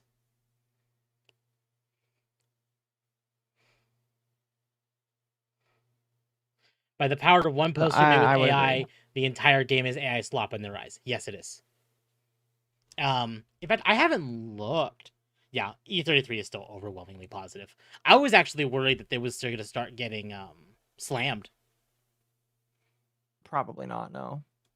I would say that make sure to put most AI people in the are just going to tags. say they don't care. Make sure to put AI in the tags. There's no AI in the game now because that was removed. Mm-hmm. Why put it in if it's not there anymore? Exactly. So yeah. I like Blueprints, but everyone knows they used AI. What AI was used in Blueprints? Again, I'm not going to say it's a bad thing, but I'm curious. Mainstream, when Sony uses AI, wow, so good. Mainstream, when E33 uses AI as a placeholder, you vile creatures, you're not even human. Yep. Yeah. No, yeah, that's yeah, I would agree with that. That's yeah. Yeah, no. It's definitely a double standard take, but like I don't care. I don't care. And I'm not going to say that those two games like didn't deserve awards. I think given a typical year where you wouldn't have seen E33, it could have been completely different. But E33, I'm going to go on a limb and say that E33 is the current modern era's Final Fantasy VII. I would agree with you there. I just need to finish it.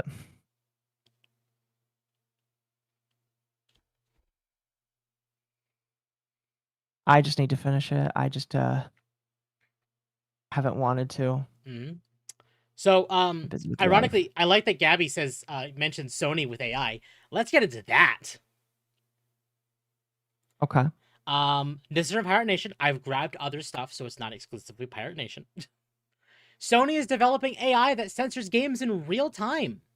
Sony is developing a patent-pending AI system capable of real-time censorship of video game content.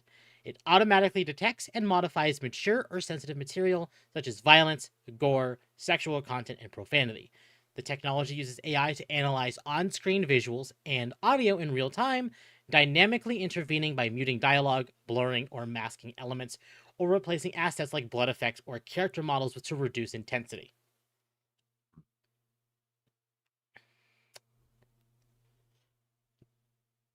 Oh, sorry. I was like, "Oh, you paused." No, I was waiting for you to make comments, but you never did. Sorry, I saw the things. You went silent, and then I saw the super chat go up. Sorry. Go ahead. So I grabbed the article from Bounty into Comics over this because, again, I've made my comments on Pirate Nation very clear. I do not like them. Mm-hmm. It for me, yeah. No, No, go ahead. you don't. No, I was just gonna say, yeah, you definitely don't like them. And again, like I wouldn't have a problem with them if they sourced their information. That's all I They're like ask. Candace Owens. They just say something exists, and you're supposed to believe that it Exactly. actually exists. Like again, if you just source your information, we're cool. Mm-hmm. You're allowed to have your opinion at that point, but source the information you're pulling from. Anyway, in the latest confirmation that the world's corporate, how the hell do you say that? Oligarchy? Oligarchy, Oligarchy? I believe. I believe so. All right. Will always care more about money and power than their actual customers. True. A new patent filing has revealed that Sony is currently working on a new AI model that will allow the censorship of any media, including movies, video games, and even internet uploads in real time. The brainchild of current PlayStation Global Users Experience Design lead Mason Foster, details as to this worrying new tool were first brought to light courtesy of a December 9th patent application to the United Nations Official World Intellectual Property Organization, or WIPO, as filed under the title Automatic Bespoke Edits of Video Content Using AI.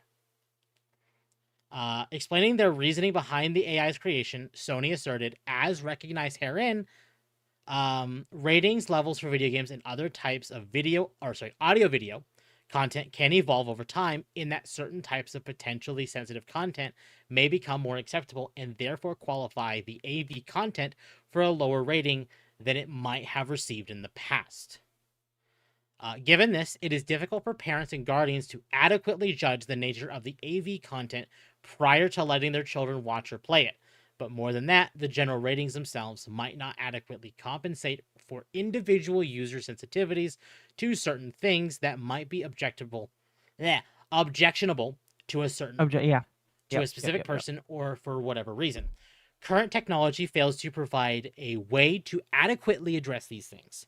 To this end, the AI will allow for the vetting of audio-video content, audio-only content, and or video-only content for language, sexual situations, drug use, violence, gore, etc., and even for individual user sensitivities to certain types of content that might not be otherwise be objectionable to others.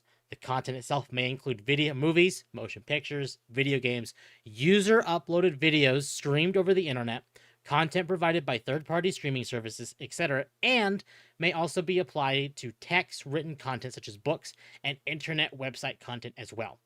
Accordingly, users will be able to set custom, nuanced, user-specific parameters for content that the user does not want to observe.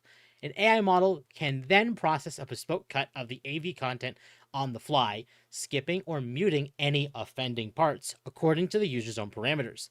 Thus, fast forwarding may be used as muting of the objectionable content, pausing before playout of the objectionable content, etc. So here's my question: is this just like going to be something that is forced upon you, or is it something that is going to be a person gets to decide if they want to use it? Maybe, but if okay, so we don't know yet, is what you're saying. They are saying it's going to be user defined. Like, you can set parameters, whatever you want. I don't believe them as far as I can throw them. This just seems to be, and the fact that they mention here, this is really the telling thing. This worrying new tool was first brought to light of a December 9th patent application to the United Nations. No, this is just COSA. They're using AI to enforce COSA. Uh-huh. For people who do not know what COSA is, Kids Online Safety Act. So they're saying it's opt-in, opt-out. Bullshit. Well, maybe it'll be opt-out for America. Sorry, EU cucks. You need to move away from EU. Well, the fact that Sony brought this to the United Nations. Sony. No. This is not optional. Fuck Sony. Fuck Sony. Okay. Stop playing Sony then. Anyway, Providing some examples of how this AI would work, Sony detailed a person might specify that the 4-letter S curse word is acceptable for playout, but the 4-letter F S? word, Wait. What's the S slur? maybe slut. Really? I don't know. People can't say slut? That they said 4-letter S curse word. The only Chat, 4-letter what S is- word, curse word that I can think of is slut. Chat, what is a 4-letter curse word like that? What the fuck? You continue. I'll read it Is later. slut a slur? I don't know. Maybe. Anyway, the user might also specify that only implied nudity is acceptable where actual nudity is not, and that alcohol use is acceptable but hard drug use is not. The user might also have a problem with clowns and red balloons, and they can therefore specify that no clowns or red balloons can be shown in any AV content. These types of things may be input, but not just by parents of children, but also for general audience users who might want to enjoy content while avoiding things to which they are sensitive or otherwise do not wish to see. Thus, Sorry, despite... chat. I'm censored now. Simp? It could be simp. It absolutely could be simp. Oh, it could be shit. Slut, sexy, shit. Yeah. I don't know why I didn't think about that. Yeah. In fact, it probably is shit.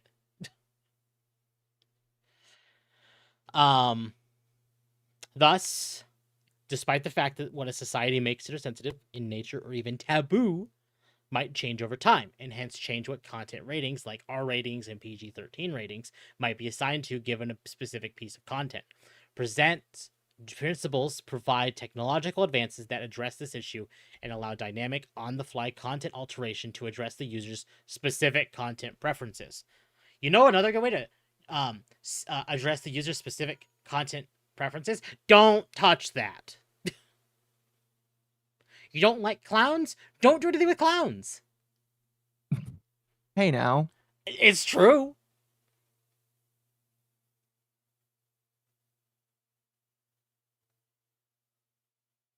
Ooh. Fuck. Turning the AI's specific Oh. mechanics, and here's where it goes from worrying to straight up dystopian. Sony detailed how potentially objectionable content can then be dubbed over or otherwise altered, such as by using deepfake technology to replace the objectionable content with other content in the same audible voice and the same visual appearance as the originator within the AV content of the objectionable material itself.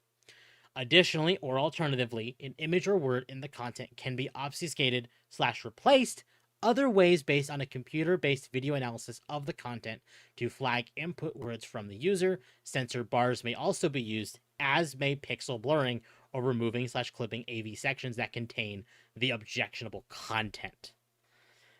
Thank you for showing Concord. Oh, gross. Yeah. In addition to directly editing the content, Sony also proposes a support censorship warning system that will have the AI tell the player/viewer ahead of time before the objectionable content is presented, so the player/viewer has the option to tell the AI system what to do. Further, the system may prompt the user, once the AV content starts, based on the system accessing known summaries for the relevant content once the system knows the user is about to watch/observe it.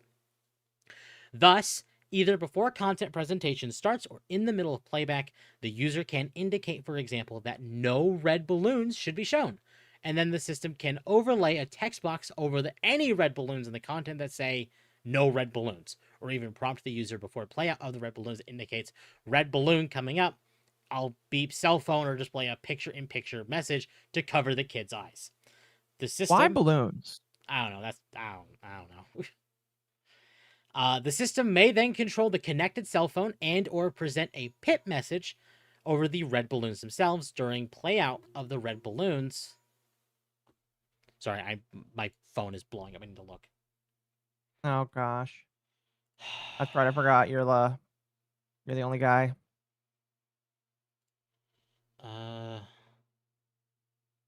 Chat. I think I'm getting better at this. Slowly. While Temp is gone, I'm gonna read some super chats. No, I'm here still. Oh, did Go ahead and another read one them. go through? Did that go through? It didn't. seem to go through. All right, well, I'll start catching up here. Noir for 20. All of the people against all AI in games are stupid. If I'm making a game, my art skills are limited to stick figures. Even if I just use AI art, I've created something that didn't exist until I created it. I would think the problem that people would have is just like you're using other people's work, but I don't care.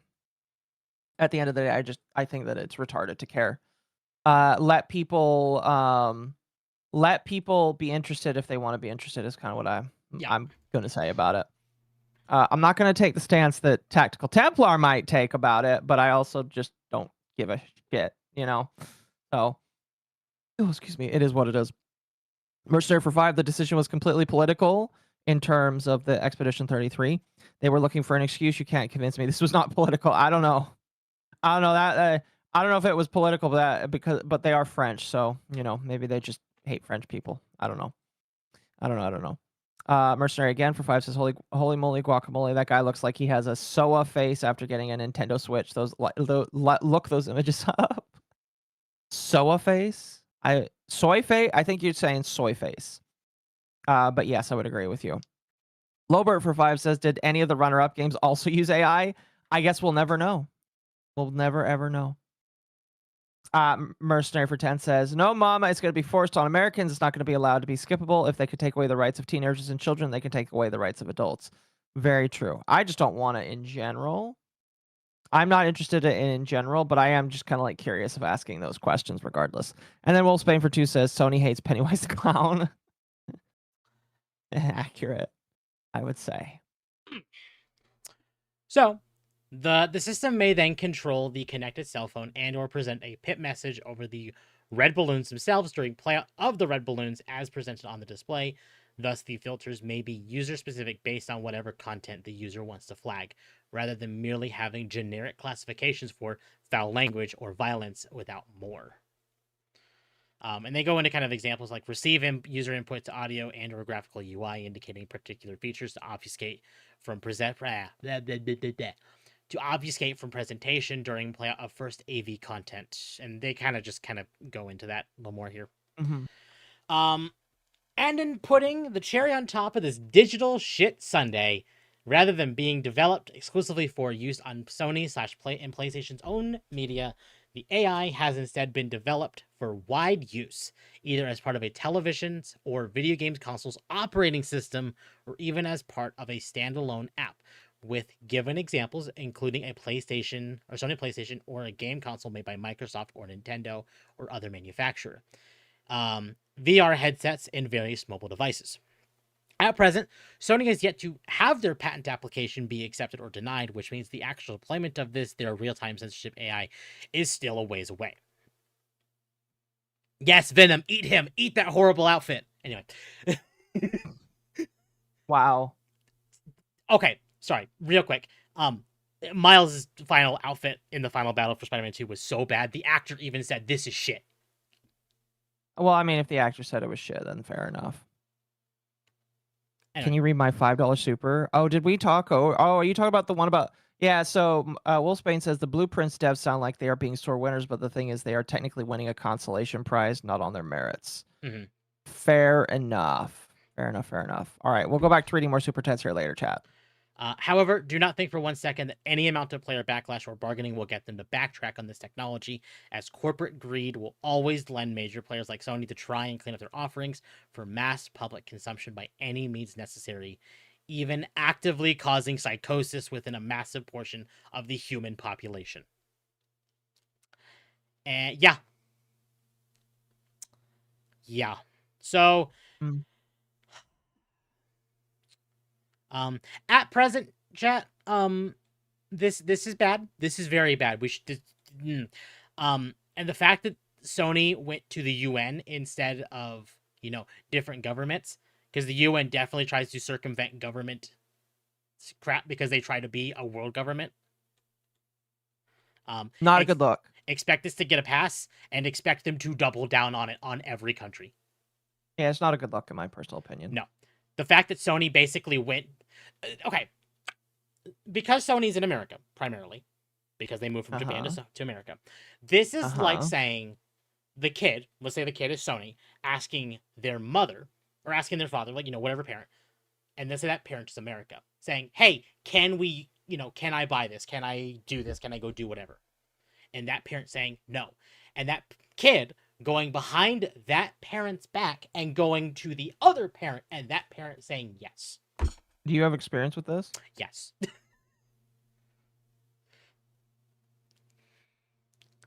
So that's essentially what they're doing. Instead of going to American patent offices, they went straight to the UN.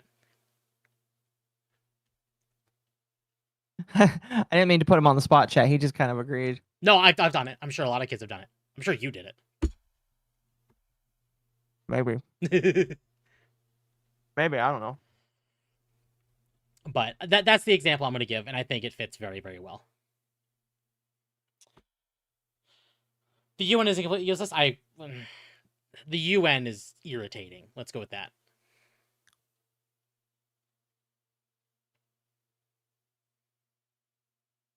Irritating, I agree. Sorry. So I'm eating a cookie. That's the They are not Jew cookies, though. That is the Sony AI debacle. And I can promise you, I've seen a lot of the internet go, oh, hell no.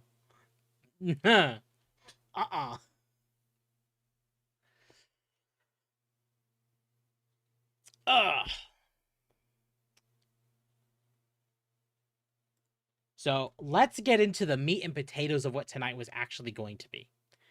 I thought it was going to be the I thought it was the AI stuff. It is. We haven't. I thought that's what we talked about, though. Baldur's Gate 3 dev embraces machine learning for tasks that nobody wants to do. This is the GameSpot article. We are starting with the GameSpot article on purpose. No. Anyone that has paid attention to this debacle will understand why we are doing this article first.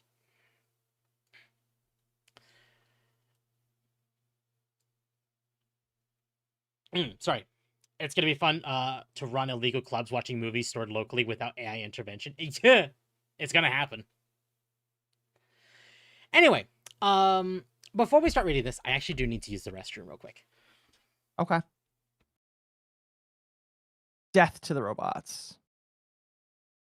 I love how Temp has to go to the bathroom when I'm outside and can't pause. All right, chat. Let me read some here. Mercenary for 5 says, yes, but the words SO and Y is blocked by YouTube Super Chat. If it is actually blocked by Super Chat, that's kind of retarded, in my personal opinion. Kind of just a little bit retarded, in my personal opinion. Fuck, I'm so far away from a building. K Dastronaut 171 410. When it comes to AI, I'm a complete accelerationist. The reason why is because I'm tired of these fucking dinosaurs in Congress who have no idea what copyright law should be. I mean, I'd probably agree with you on that. Granted, they just want to ruin everything. Fuck you. Fuck you, buddy. Yeah. Fuck, I'm still dying in here. Fuck, I'm still dying in here.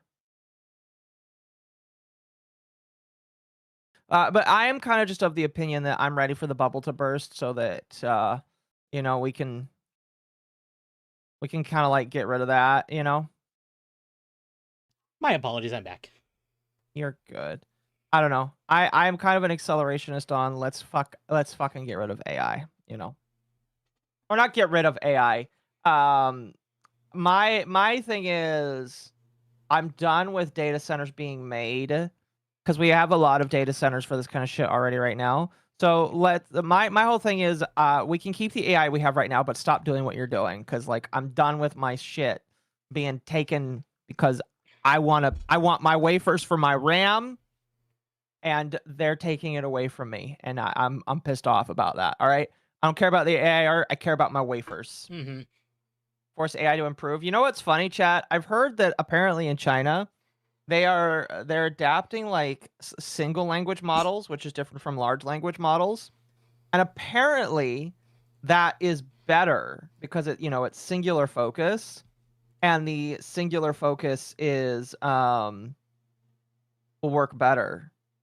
So I don't know. It's kind of dangerous because I think that they might do better if that's the case. I don't know. I could be wrong. I'd like to be wrong because I don't want China to win anything. But it's it's kind of scary that China's doing better right now because they're willing to do what? Is that a toaster? That is not a toaster. If they actually beat us out in the AI war because they decided to go for one thing over another, I'm gonna be upset.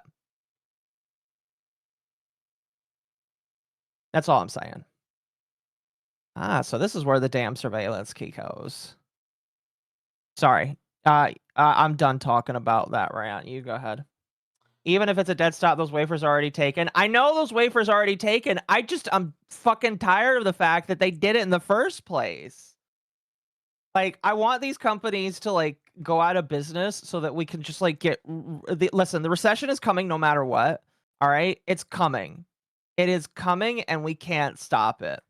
We just need it to start right now because if not, we're fucked either way. I would just rather deal with being fucked right now than deal with being fucked later, if that makes sense. Mm-hmm. Another anvil? I'll take that.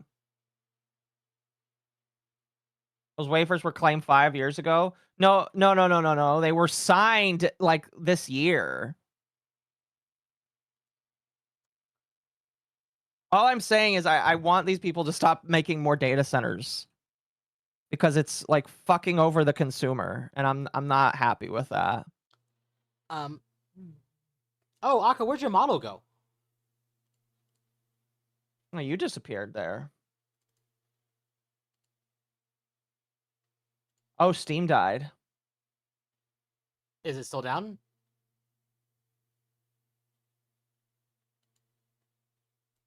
It is still down. Okay. Well, that's not gonna happen in a little bit then. So all right, Steam died. We're bringing it back. We're bringing it back. Boogie.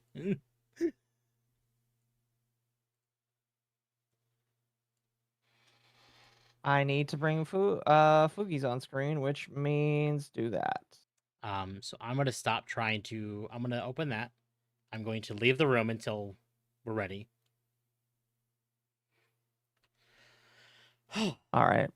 Before we get into this, I was just reminded that this exists, and I wanted to bless chat's eyes with just this knowledge. Have you ever seen the Tommy Lee Jones Boss Coffee trailers? No. Okay. This is magical.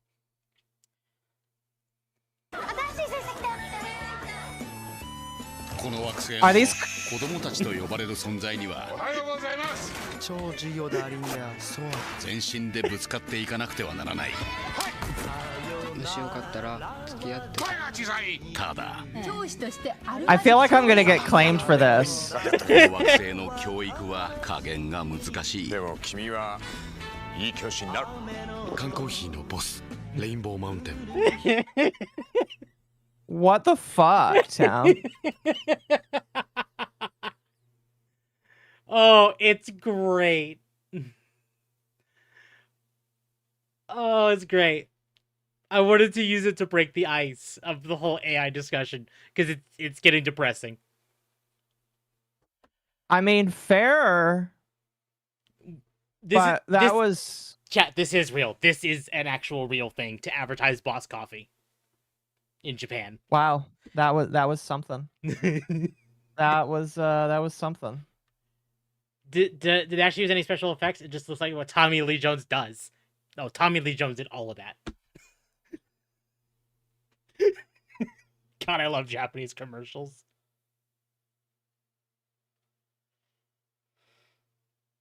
Wow. Steam is down? Yeah, that's why we're doing Fugi's. I'm surprised I'm able to play this game, honestly.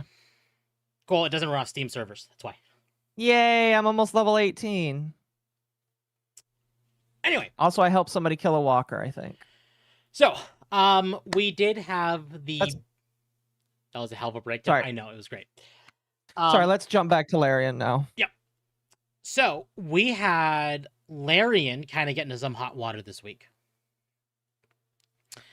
And it all started with this GameSpot article, or as we thought. But we're gonna read this first. Okay. Machine learning and artificial intelligence systems are some of the most talked about technologies. Goodness, sorry, I've been drinking a lot because I've been talking a lot. Stop drinking soda. I'm not drinking soda. I have water and Advanced GG, and my Advanced GG's gone. But Oh, is that Advanced GG that you got by using code MommaOcco10? yes, it is. Awesome. Anyway, machine learning and artificial intelligence systems are some of the most talked about technologies in gaming and across a variety of other industries. Some fear advancements to such systems might lead to negative consequences, while others predict a rosier future. Still, others, like Larian Studios boss Sven Vink, are trying to thoughtfully implement new technologies to help empower developers and not replace them. We caught up with Vinke recently, who discussed a range of subjects, including machine learning and AI, and you can watch the full interview below. So that's there. We can watch it if we want, but I think we're just gonna read the article. How long is it? 56 minutes. Fuck no. Yeah. Tasks nobody wants to do. Vinke said Larian currently uses machine learning systems to help automate game development tasks that nobody wants to do. It's the obvious things like a motion capture cleaning or voice editing or something very specific. Retargeting, so that is basically if you play with different species, you want to be able to reuse an animation on a different species that are in a different size, and then they're doing certain interactions with others, Vinke explained. For these purposes, machine learning works really well. Vinke said Larian is also embracing the technology for what's called whiteboxing, which is the term for how a studio like Larian's iterates on ideas rapidly.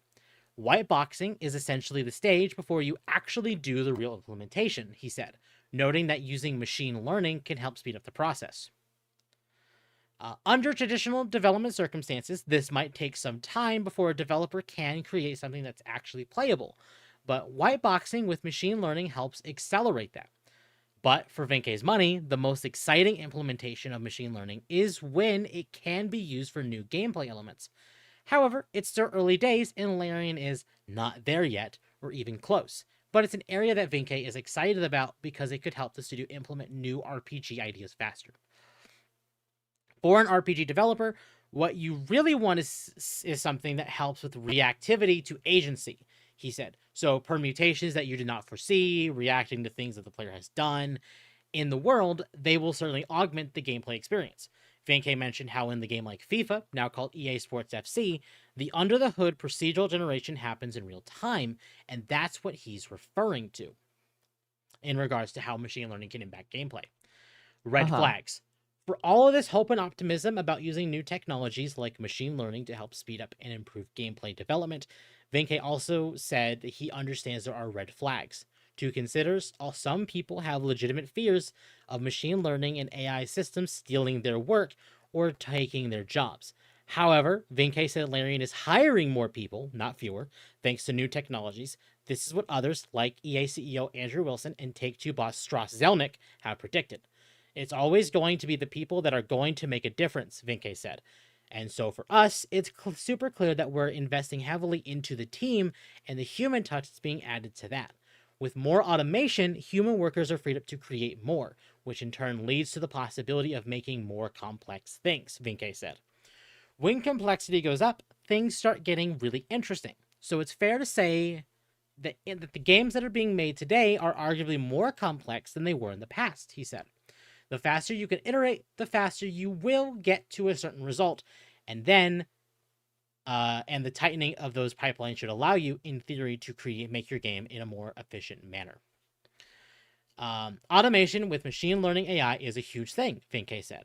People may not be aware of how much time an animator may spend on stuff they don't want to work on. As such, thanks to automation, it adds a lot to the time that they have to work on the creative stuff, Vinke said. Vinke said it's the wrong attitude to assume that automation will replace various people and departments because automation should, in theory, allow people to do more of what really matters and the stuff they don't want to do. Which is true. It's absolutely true in that regard. Yeah. I have a side tangent. Okay. So you know that Kim Kardashian now has a skin in Fortnite. Yeah. Her skin is the #1 most used Fortnite in the game right now. Here, I'm going to send this to you. You can take a guess as to why she's the #1 used skin right now. It's just that I just figured I'd share that with you as like a. I mean, I can guess why. I think that's full latex. That is just wow. Yeah. Wow. That is crazy, chat. Why would you give me that game? Because I wanted you to suffer. Sorry, I just thought that was just an interesting side tangent I wanted to share with you. I thought you might find that funny. I mean, I'm not surprised. We can talk about the other Fortnite thing later, which will upset people. What other Fortnite thing? It's Batman related. Oh, okay. I don't remember, but we can talk about it later. Is Amalgamite here? No. Yes, more. I don't know what Amal's doing, but she's not here right now. Toaster! Yay, anyway, Vinke said it's the wrong attitude to assume automation will replace various people and departments. Because automation should, in theory, allow people to do more of what really matters and less stuff they don't want to do. That's not necessarily cost reduction, he added, but it's going to be an increase of ability, which is a good thing. Following the huge success of Baldur's Gate 3 in 2024, everyone is wondering what Larian is going to make next. We know it won't be Baldur's Gate 4, but instead of a project codenamed Excalibur. Now, this article was made before Divinity. Or before that Divinity announcement. Okay. Beyond Larian's next game, Vinke is thinking even further out and has grand plans to create a very big RPG that will dwarf any of Larian's previous releases. That game we do know now is Divinity. But this article caused him to crash out. The Larian guy? Yeah. Yeah. From Sven Vinke. Holy fuck, guys, we are not pushing hard for or replacing concept artists with AI. We have a team of 72 artists, of which 23 are concept artists, and we are hiring more. The art they create is original, and I'm very proud of what they do. I was asked explicitly about concept art and our use of Gen AI. I answered that we use it to explore things. We didn't say we use it to develop concept art. The artists do that. They are indeed world-class artists. We use AI tools to explore references, just like we use Google and art books. At the very early ideation stages, we use it as a rough outline for composition, which we replace with original concept art. There is no comparison. We talked about how we use machine learning here if you'd like to know more. We hired creatives for their talent, not for their ability to do what a machine suggests, but they can experiment with those tools to make their lives easier.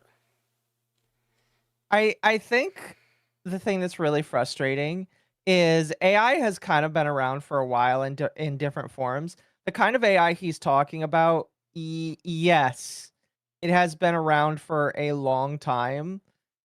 People will use AI to like toss around concepts, or I think it was the Spider-Man movie, I want to say, that used a form of AI to help out with like. Tell me if I'm wrong, because you actually watched the movie and I didn't, but like some AI was used in that movie as well. I have no idea. Okay, fair enough. Could be wrong, chat. I could be very wrong. All I'm saying is just like I'm upset with the idea that people are so taboo about quote unquote AI, because like in the grand scheme of things, like, it doesn't matter. It really just doesn't matter. I don't care. Stay away from me, broski. You do know you can press G to do emotes, right? I don't care. Including, like, saying, don't shoot me? I've got a renegade, so if I headshot him, he'd die. Yeah. I just want to leave with... I just want to leave with my 2 toasters. Gun. I just want to leave with my 2 toasters. So, we see people, Grums, Tyg is even in here, Grums, Savvy, and Demion. But there was one that caught people's attention when it came to this. People are retarded. I understand that people are retarded, but like it's still stupid to say like, oh, you're not allowed to use AI for anything, and it's just like there's so many process with the way how broad AI is a defined concept. AI is used in everything. If you want me to be real, AI exists in everything. You just don't know it. You just don't know it, and I'm kind of tired of people thinking that they know everything about AI when they don't really at all. Sorry, go ahead. So we saw all those people kind of jump in on the conversation, but there was one that caught people's eye and is kind of gaining some backlash. George Alexopoulos or G Prime 85. I'm sure you know him. I might have. I might. Asking your concept artist to use AI is worse than having no concept artist at all. You may as well be asking them to dig graves for their profession. Shame on you and your company. I won't be touching more of your slop. Oh, yeah, he's like a famous political artist, I think. Yes, he is. He's retarded. Well, This is the first time he's kind of had a retarded take about it then. yeah. So if you want an idea of like his art, because I'm sure people have seen him, it's like this. No, yeah, he's got good art, I would say. Yeah. So he said a take that people are not liking. No, because like he doesn't know what he's talking about. He's hearing AI and he's like, late. This is why, like, there's some artists that I really fucking like. Some of them are lewd. In fact, a good chunk of the ones that I got upset with when this all started, they were lewd. Like all of them are retarded because they're like, oh my gosh, this is just. I just get really upset with these kinds of people, and it's just like you don't realize what you're trying to. One, you don't realize what you're fighting against, and two, you don't realize that you could like make this more profitable for yourself. But instead, you'd rather be like a little retard motherfucker and whine, bitch, and moan that AI is being used. And it's just like, if you got such a problem with it, stop using your fucking computer. I'm sorry. Just stop using your fucking computer, in my personal opinion. Indeed. So, I just maxed out stamina increase. I feel like that'll be helpful. So, Okami13 or Kami on Twitter basically said, double down on this, and this is kind of where people started learning a little bit more about what's going on here. Basically saying, Larian CEO confirms the studio is using generative AI to explore ideas, flesh out PowerPoint presentation, and develop concept art and write placeholder text. He says there won't be any AI-generated content in Divinity, and everything is human actors. We're writing everything ourselves. But people noticed when it came to this, Bloomberg. Where did Bloomberg come into all of this?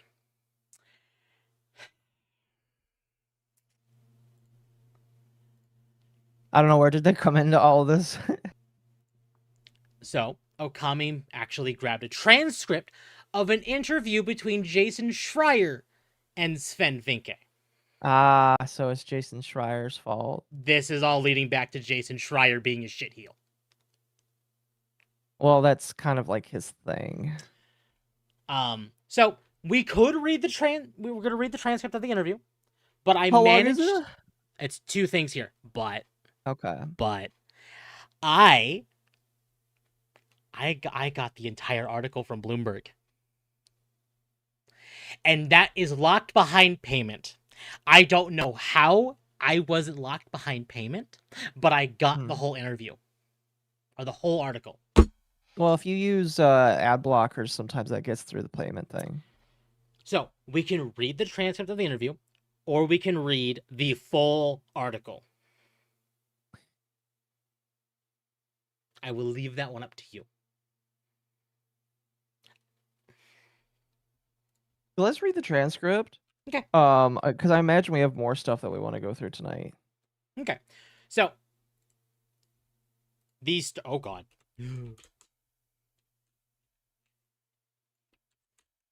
Sorry, I just like my brain. It's shutting off, which I'm means we getting need to be done soon. No, that's not it. I'm just feeling a little bit I'm feeling just a little bit dizzy now. Okay. So, Jason Schreier, speaking of efficiency, you've spoken a little bit about Gen AI. And I know that's been a point of discussion on the team, too. Do you feel like it can speed up production? Sven Vinke, in terms of generation, like whiteboxing, yes, there's things, but I'm not 100% sure if you're actually seeing speed ups that much. You're trying more stuff, having tried stuff out. I don't actually think it accelerates things because there's a lot of hype out there. I haven't really seen, oh, this is really gonna replace things. I haven't seen that. I've seen a lot of where you initially get excited. Oh, this could be cool. And then you say, in the end, we doesn't really do the thing. Everything is human actors. We are writing everything ourselves. There is no generated assets that you're going to see in the game. We are trying to use generated assets to accelerate whiteboxing. But, I mean, to be fair, we're talking about basic things to help the level designers. What about concept art? So that's being used by concept artists. They use it the same like they would photos. We have like 30 concept artists at this point or something like that. So we brought a boutique, let me rephrase that. So we bought a boutique concept art firm at the moment that everyone is using, reducing them because they were going to AI. In our case, it just went up. If there's one thing that artists keep on asking, is for more concept artists. But what they do is they use it for exploration. The other thing I've seen that being used for more and more is placeholders, stub dialogue. Well, yes. So it depends on the scripter. In our case, what we do is whiteboxing means that the scripts are stub text in there. Some scripters will probably use a ChatGPT, some will write it themselves. It's really up to them. But you found that it's not actually speeding things up, it's just kind of allowing more experimentation. Well, in the sense, it speeds it up because your experimentation is broader. But I mean, it's not as if their dialogues are suddenly being written faster, and on the contrary, it's not as if you're seeing the scripting going faster. What's happening is there's just more stuff being done. But I mean, if you've used ChatGPT, it helps you organize things, get you a faster until it screws up. And right, you still will always have to alter it yourself. And I mean, like, I'm non-native English, so it's easier for me to make my phrases without mistakes. So it helps with that. Until it screws up. Holy cow. To write your company emails. No. I mean, like, sorry. I mean, I like putting it in there to see, okay, this is a clean version of my text. So what's happening is I write with worse grammar now, then I use it to clean up my text, and then I have to go over it again to clean it up again. That seems like it would take more time. Yes, I know, but I have the feeling like my phrases are better. Your English is pretty good. You don't have to worry that much. I think experimentation, whiteboxing, some broader whiteboxing, lots and lots of applications and retargeting and cleaning and editing, these are things that just really take a lot of time. So that allows you to do more. But there's a lot of value there in terms of the creative process itself. It helps in doing things, but I haven't seen the acceleration. So I'm really curious to see, because there's all studios that said, oh, this is going to accelerate. If you look at the state of the art of video games today, these are still in their infancy. Will they eventually manage to do that at a large scale? I don't know how much data centers they're going to need to be able to do it. It doesn't seem like it's causing more efficiency, so why use it? This is a tech-driven industry. So you try stuff. You can't afford not to try things, because if somebody finds the golden egg and you're not using it, you're dead in this industry. Okay, but the downside, though, is that it's so poisonous, controversial to players, to artists, to creative people in a way that other tech isn't. Maybe Photoshop used to be back in the day. I think you would find the same argument back in the days for a lot of things, right? Anything that was being automated was always considered. I think the part of this job is to make sure that you are competitive and state-of-the-art. So if you don't look at the state-of-the-art, you will eventually regret it. That's going to be even worse for the developers. So that's the end of the transcripts. Your brain shut off. No, it's not my brain. I just got like a little sick feeling. I don't know. It's hard for me to explain it. I'm not feeling that right now, but like, you ever just have like that random moment where you feel like you want to throw up for a moment and then it like goes away? Well, do you want to take a break and go see if you could feel better? No. I'm fine now. I drank some water and that helped, but I just like, oh, my apologies. But from what I got from listening to this is he's like, yeah, it's a fun little thing to use, but I don't see this as like a replacement. is what I'm hearing from the him. the basic necessities of what he's saying, and he used himself as an example, where because he's a non-native English speaker, he might fumble some words in English, so he'll write a thing and is like, I don't feel like this came out right, throws it at ChatGPT or any other AI stuff. ChatGPT spits it back at him with, the same statement, but maybe fixed up dialogue or whatever there, and then he'll look at it again and go, okay, I'm going to change this, X, Y, and Z, because, it did help, but it wasn't, like, Yeah. the end all be all. That's kind of what he's saying here. Understandable. And I like, why do people care? Like, I don't know. I think me continuing to belabor that is just gonna piss me off and just sound annoying and boring. So I'm not gonna do that. But what I'm gonna say is just like it's kind of dull to see the word AI get mentioned and then everybody just falls apart. Mm-hmm. It's really rough spot to be in when you're upset with how the other side of AI is going, but like you also want to spite AI people that are anti-AI as well. You know what I mean? Mm-hmm. Because that's kind of where I am at this point. Mm-hmm. Akko's dying. I'm not dying. I just felt nauseous. That's the word. Nauseous. I felt incredibly nauseous for a moment. And now, thankfully, I am not feeling nauseous anymore. Okay. So we do have the article. So that is there if we want to read it. But I mean, we just read the transcript, didn't we? we just read the transcript, but there is the full Bloomberg article as well if you want to. But I actually came across this when I was doing some research for this whole segment. And I came across Valifor VT, which is an Eldritch Moon VTuber, according to their thing. They're Canadian, so... Ew. Concept artist here. You just started. The AI hate directed at Larian Studio is 100% ignorant and bad faith virtue signaling. Artists are not against AI used as a tool. We're against Gen AI that was trained on real artworks and mass-produced slops that imitated our hard work and then marketed as our replacement. I need to stop this person right here because that's not true. I have met artists that are like, oh no, if you even if you train it on your own art, you're still a horrible, despicable human being. Like legitimately, I knew a really good artist, but he was like so retarded about that kind of shit. I was just like, holy shit, you are fucking cooked. Like this guy legitimately thought that even if you trained your own art, that you were a horrible person and you did it off the backs of other artists. And I was like, you're retarded. Yeah. So this person is wrong because there are people that legitimately think that even if you touch AI, even in the most chill of way, you're cooked. No, yeah. So I'm sorry, random person, but I disagree. So we will finish reading this. Yes, go ahead. In pre-production, the art team would grab random pictures off the internet. God, I feel like I had a burp again. Anyway. And on other games to create a general mood board for aesthetics and vibe that fit the art direction. There are more nuances than this. I'm describing this in the most simplified way possible. A mood board of a character may include several pictures of other video games or anime shows, dozens of objects with texture references for parts of their attire, multiple reference pictures of relevant objects such as animals or historical weapons or even other character artwork made for other games, all of which are randomly drawn from the internet and put together for the purpose of creating an overall aesthetic for a design that will become original in its own way, inspired by its references and the artist's own creativity and originality to visualize it when they create the design by doing art.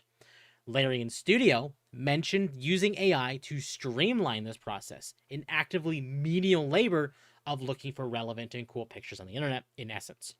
There is zero reason why AI speeding up this process is a bad thing.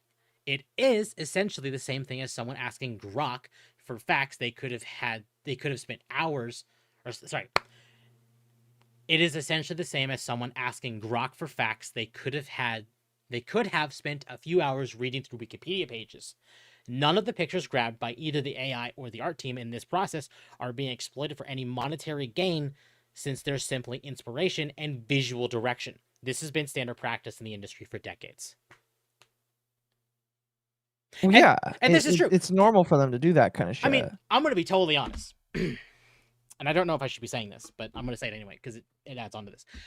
Part of the design of this model was found on Google from AI pictures. I didn't generate that, but I found it, and I'm like, oh, I like that, and I put it together in a Google Doc, and I threw it at an artist and said, hey, can you make this in your own thing? And they did, and it turned out fantastic. Like, it turned out great. Well, I know Ari doesn't care if you give him AI references because I've asked him, I was like, do you care? And he's like, no.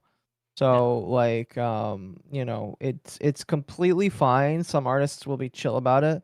Then you're gonna have again some retard motherfuckers that are just gonna like act stupid, and it's just like I'm not here for it. It's time to take Temp down. This is too far. Like, okay, I get people being mad about it. I do, but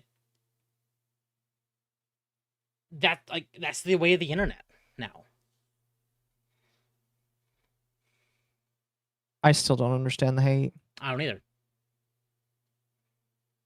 Like, yeah, especially if it is like 100% not trained off of somebody else's like work.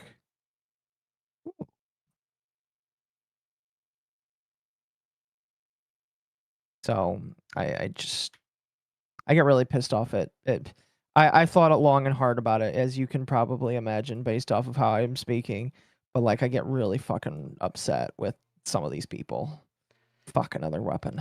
So legendary drops came out. I don't know if you've heard of legendary drops, but no. I've been finding them on my YouTube page or my YouTube shorts occasionally, and they're pretty decent takes. Oh god, my model is like having a heart attack. I have to applaud some in the media on this. They absolutely nailed the hysteria when reporting Larian and Sandfall using AI. The end result of this will be companies communicating less and less and being less transparent just to avoid projection and emotional outbursts. Great work. It's just funny to me to see people want to attack those who are being transparent, explaining their process, the honest ones. All you do is embolden those who aren't being honest and have ill intentions. Fucking idiots. No, yeah, I agree. So. And again, honestly, you know, maybe a tinfoil hat theory. I would not be surprised at all if like stuff like Black Ops 7 was used to really push AI work. So other companies can be like, well, what if we like dipped our toes in to see like what we can do? And that way, like the bigger AAA market, which has been absolutely eating shit for several years now, can use it as a backdrop of like, see, they used AI. We're not in the wrong. We're better than them. Or something like that. I don't know. I don't know. That's a good question. You realize that LLMs, when they train off data, they never retain that data. It just uses images to reference. I don't listen. It doesn't matter what you say. These people will legitimately like think that you're the most evil person in the world by using OpenAI, even if it is a freshly downloaded model. All right, where are you, motherfucker? Oh, you're all the way over there. Okay. Shit. We'll get back to it when Akko's not dying. No, I'm listening. I'm talking. Yeah, here. you stop mid-talk to say you're dying, motherfucker. I was talking to an ARC, not you, sir. But anyway, I mean, like, what else can I say about this? It's just like retarded for these people.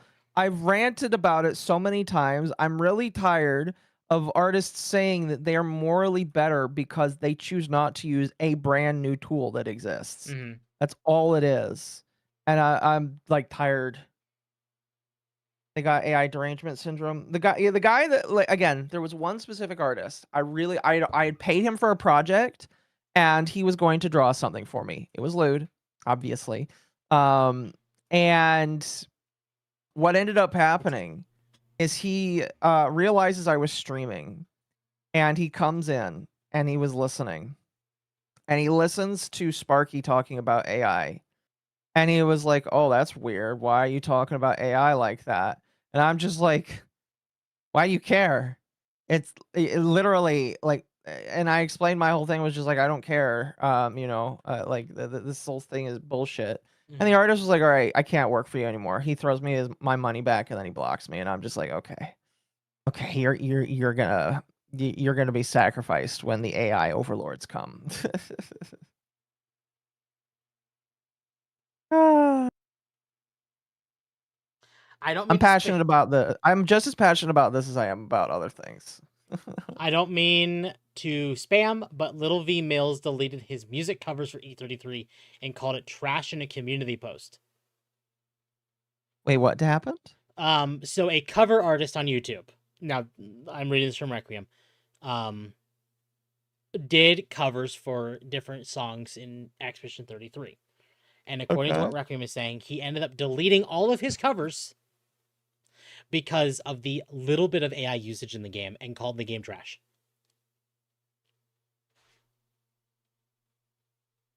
Oh no. Oh no.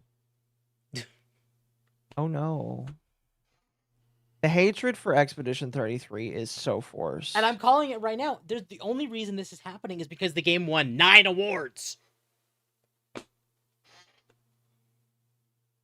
Yeah, I'm going to be honest. It feels so forced at times. And I don't know why. I legitimately don't know why. There's a lot of assorted seeds. I'm going to get rid of one of these snow globes. I think I mean, like, I don't know. I think I could go on for hours just saying, oh, I think that this is just like people, it's a fad, just hating on it. But it's like, I think it's gonna be hated on forever, and people just need to stop caring, you know? No, yeah, absolutely. You know?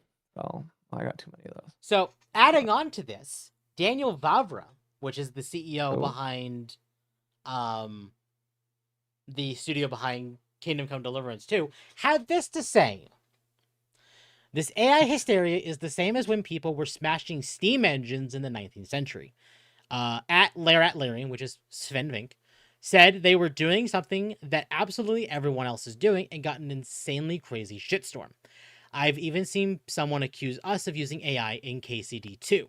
I don't know anything about it, except that I used Topaz Labs to upscale some of the AI elements from KCD1 and some of the old low-res textures. I'm no fan of AI-generated art, but anyway, it's time to face reality. AI is here to stay with us. As frightening as it may be, that's the way it is.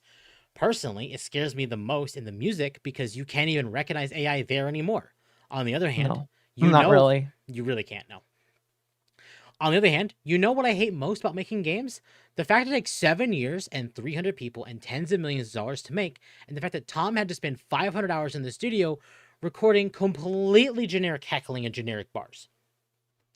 If AI can help me make an epic game in a year with a smaller team like in the old days, I'm all for it. That game will still have an art director, writers, programmers, graphic designers, and they won't have to do all the tiresome and boring tasks. They'll have to focus on the essentials. I have ideas for lots of games, and I'm 50 years old, and so far it's taken me 7 years on average to make one game. If AI helps me realize those ideas faster, I'm all for it. As for the RPG and the actors, wouldn't it be nice if you could ask anyone anything in an RPG, like maybe someone on the road, directions, or what they think of their neighbors? We already have tools, 11 Labs can do it, where you can script an NPC, their character, their knowledge and opinions, and then they talk to you about anything. For non-story stuff, this is an absolutely revolutionary development from a player's point of view. And you can't record it with an actor because it has infinite variations. But what you can record are cutscenes and story dialogue. You don't need an Oscar-level performance when ordering a sausage in a pub or when asking how to get to the castle. Programmers have a problem. The work of most of them will probably not be needed very soon, and we will have software architects, and AI will do the programming. Very soon, resisting this is probably as meaningful as resisting the use of sewing machines in the textile industry, or going back to riding on horses while we could use planes and cars. I like that. I like that comparison because, yeah, sewing machines did kind of like eat a lot of people's lunch. They did. And it was very unfortunate. But like eventually people figured out that there are people that stuck with the looms after sewing machines. Granted, looms are still very useful today. But there are people that stuck with like hand sewing and loom stuff, and then there's people that decided to jump over to the sewing machine People that jumped over to the sewing machine were happier, and it's just like that's my same thing for a lot of other people that are whining about this shit, and it's just like you got a problem with this, maybe you should pick up the sewing machine and get to work. Otherwise, I don't give a shit. Absolutely. Or going back to ran horses, that while we could use planes and cars, and how many horse breeders lost their jobs thanks to Henry Ford. Who and how will recognize if the game was programmed by a human or AI, and who will want to spend months of work on hundreds of hours, thousands of dollars, when the same thing can be achieved in minutes for free? The whole AI revolution may mean the demise of humanity. Nobody knows now. But it may also mean that anyone at a fraction of the current cost will be able to implement virtually any grand idea. Making a game will be as easy as writing a book. There will be more people, there will be more games. We will see the return of niche genres. Some games will be better, maybe just a few. There will be a lot of trash, but who cares? There's a lot of average trash in books and music for years. It will also be the end of most big publishers and Hollywood as we know it. Nobody will need their money and resources anymore. What we saw with the boom of indie scene thanks to Steam, we will see with AAA games thanks to AI. Or Skynet will destroy us before that. Either way, there's no stopping it. I use AI to translate this text from my native language. Let the shitstorm begin. Oh, God. He did that specifically because he wanted people to get upset at him for that. Exactly. I kind of like him for that, but I also know he kind of like bowed to the woke mob just a little bit. He bowed to the woke. Like, well, I would say that, but I'm not going to grab the ire of Magma. Who cares? Magma's not in. Magma's in chat. He's in chat, but he's not here, so he can't fight back. I think Magma sent me the... Yeah, he did. Okay, here. So this is the thing from Little V.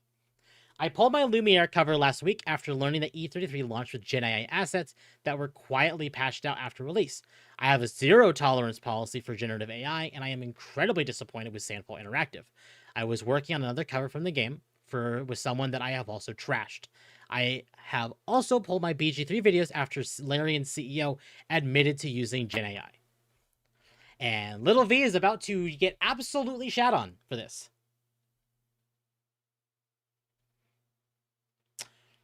Yeah, but he's only on Blue Sky, isn't he? That looks like Blue Sky. No, this is YouTube.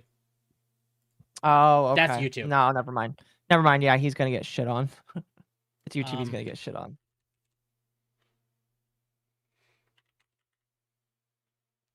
He makes good covers, but his politics are his own. His whole personality. Yeah, he's gonna get shit on so hard. Yeah. Oh, excuse me. He's Canadian? Well, that answers everything. Yeah. His fanboys are glazing him. I mean, that's what fanboys do. You know, I wish if there was nothing in the thing, it would just not let you scavenge it. Well, no, it still gives you XP. I know, but still. I look in there like a loot goblin thinking that I can get something. Fair. Anyway, continue. So, Asmongold actually made a response to Sven Vink. Okay. AI informing development of games and media is the future. No amount of downvotes, likes, or social media posts is going to change that. The only reason AI is seen negatively online is that artists and media have manufactured false consensus that it's bad to protect their jobs. I still don't think that AI is like killing artists right now. It's not. You know, I think the most you'd say is maybe the algorithm on Twitter is not as good as it used to be, and some artists are getting fucked over because of that.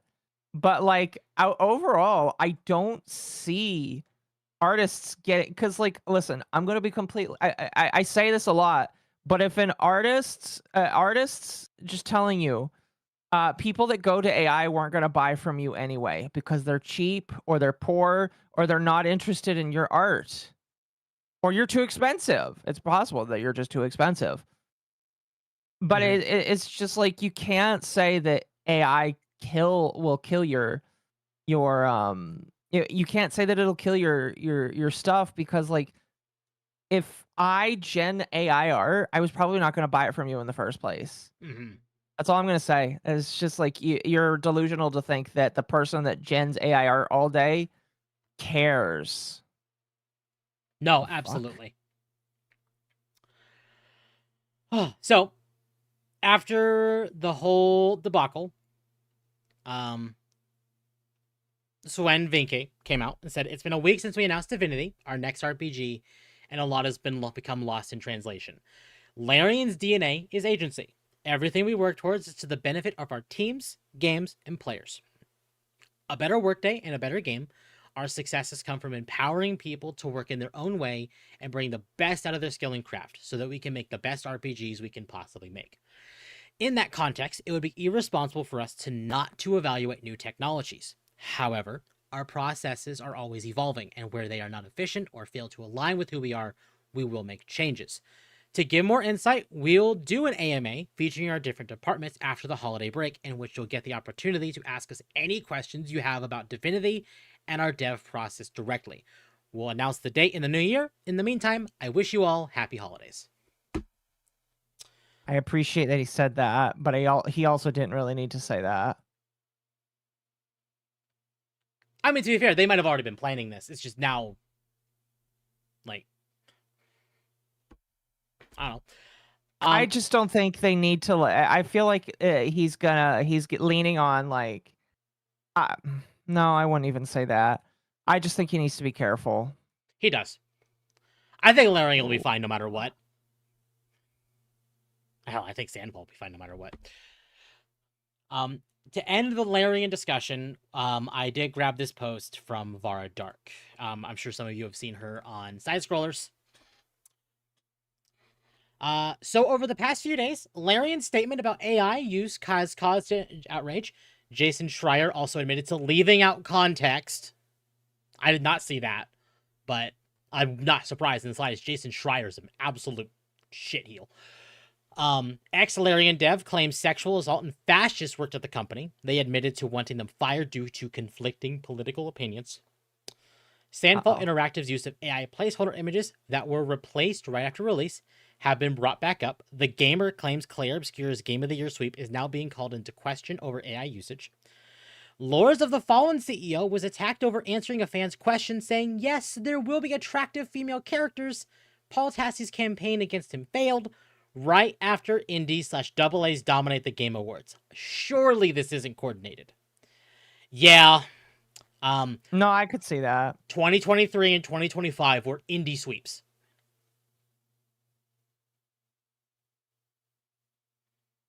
So some people, I could definitely see the. Oh, hi there, big guy. I could definitely see that there is maybe some manufactured pushback. Yeah.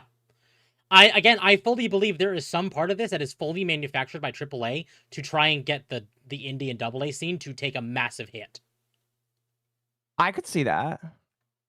Because AAA has been eating shit for months or years even. You know, with the added Sweet Baby, with mostly the Sweet Baby, and like bowing to agenda-driven goals, like because of all of that is why indie and AA are just succeeding. Even like some stuff that you may see as woke and agenda-driven in BG3 is probably there because that is a character decision that you can make because it's D&D, and also probably Wizards of the Coast, admittedly.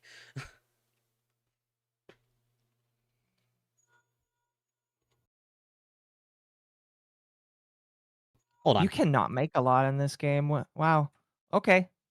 How? Lil V's a woke retard. He will not survive the winter. Damn. Brutal, but probably fair.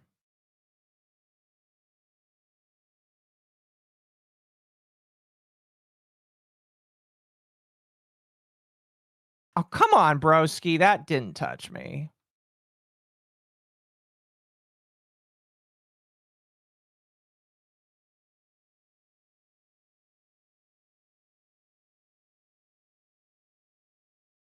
Hey, he's down.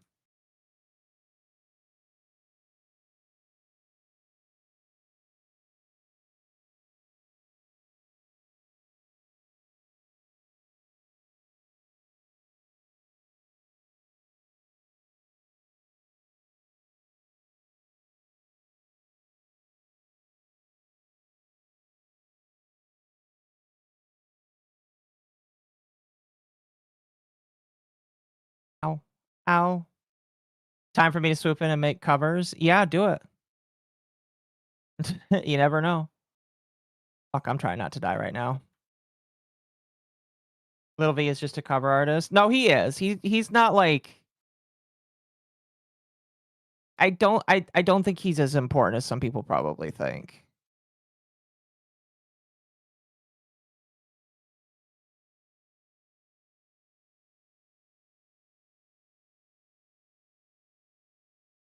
There we go. All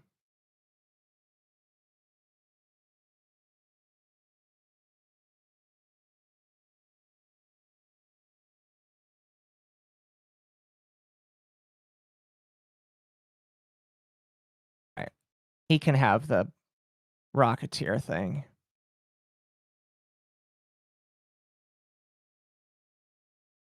I'm leaving. I'm leaving. Chat. Somebody asked me how single player Arc Raiders is. Is pretty fine. You know, most the way that it works is if you're in lobbies where people are less aggressive, typically it's way less aggressive. Also, I don't know what happened to Temp. I think Temp has a phone call now. That's probably why he's missing.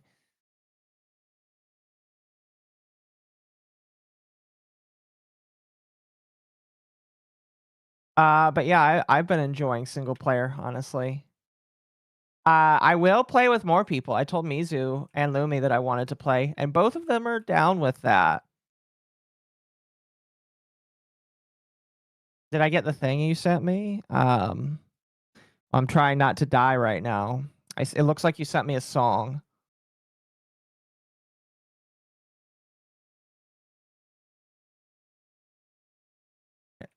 We're getting out of here.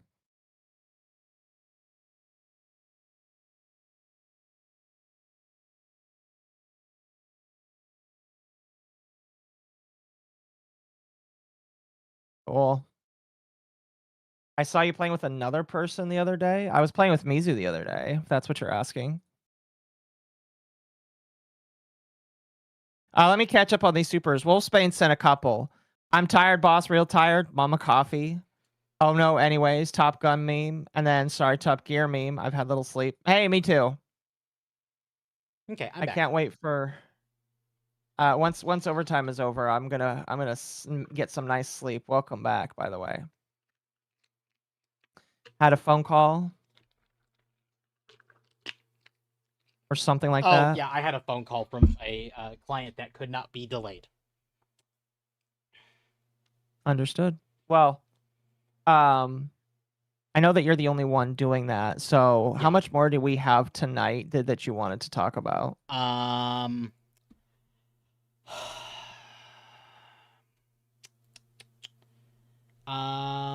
I guess going on back into the AI stuff, this also happened recently. There was an update to Battlefield 6 for the Christmas event.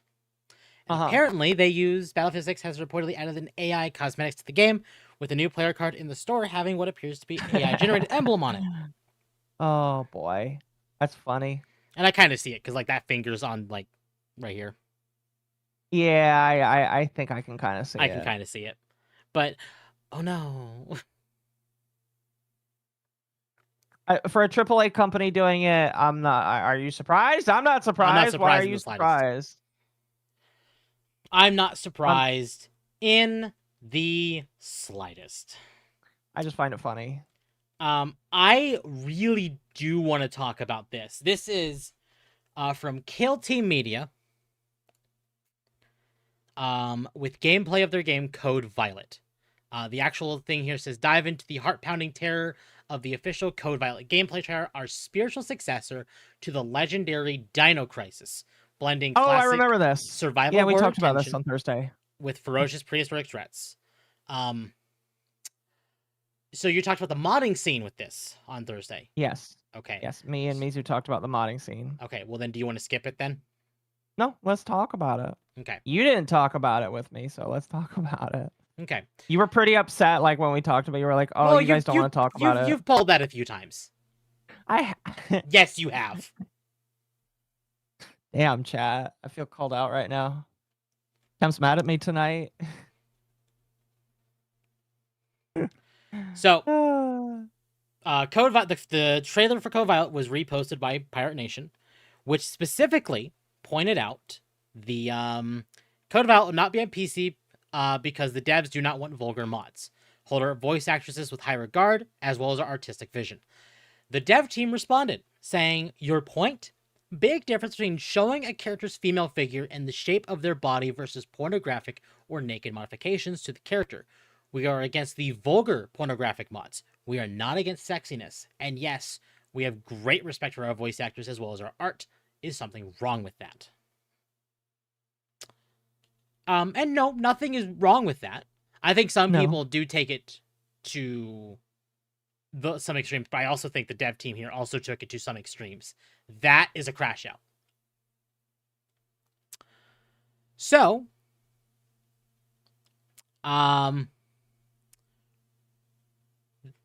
where is it? I think it's in this order. I just did it maybe wrong. This is from Ayaka Mods. They deleted, so the this post, the your point, big difference, whatever, they deleted that post. I'm surprised. Not really, but according to Ayaka Mods, Kill Team Media just flat out blocked Ayaka Mods. I don't think I grabbed it, and that's maybe an oversight on my part, but I think what Ayaka Mods did is actually say, well, it doesn't matter if you don't release it on PC or not. We're going to end up finding a way to have these mods on console anyway. So get over it. And they ended up blocking Ayaka Mods. So this was their response. "We have deleted the post that offended a certain group of very hateful people.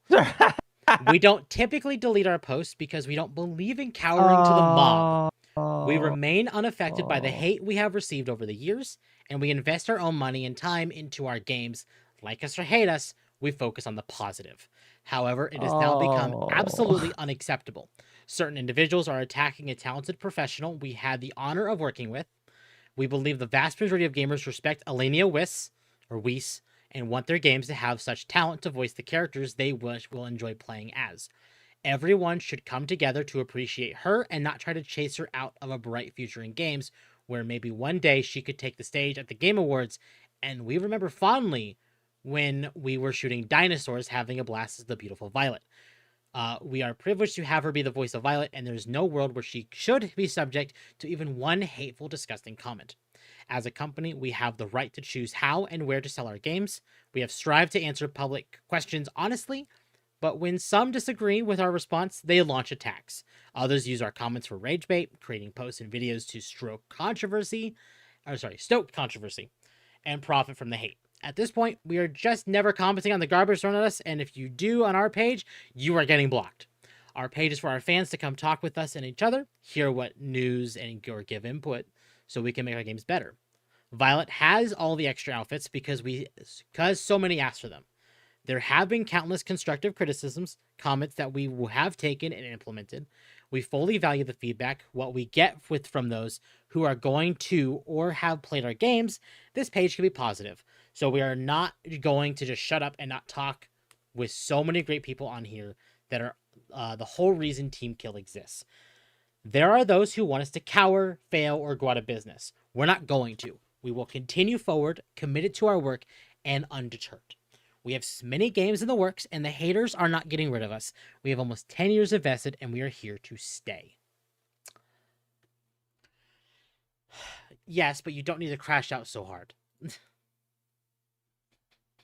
No, and chat's bringing up that, like, the game, it literally has skimpy outfits as, like, part of a pre-order, which, like, you have to ask, what are they actually...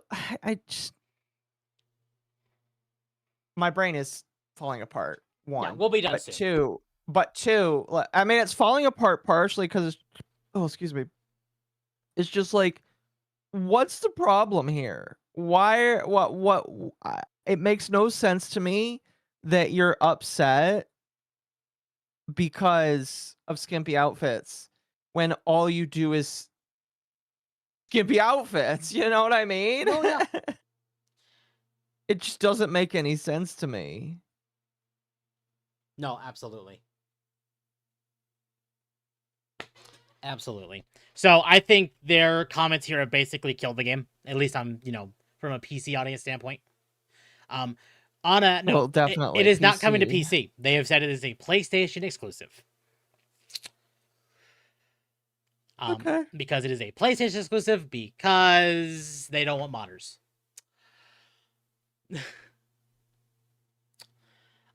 And for our final thing for the night, this was a smaller thing, but I kind of wanted to bring it up because it kind of surprised me.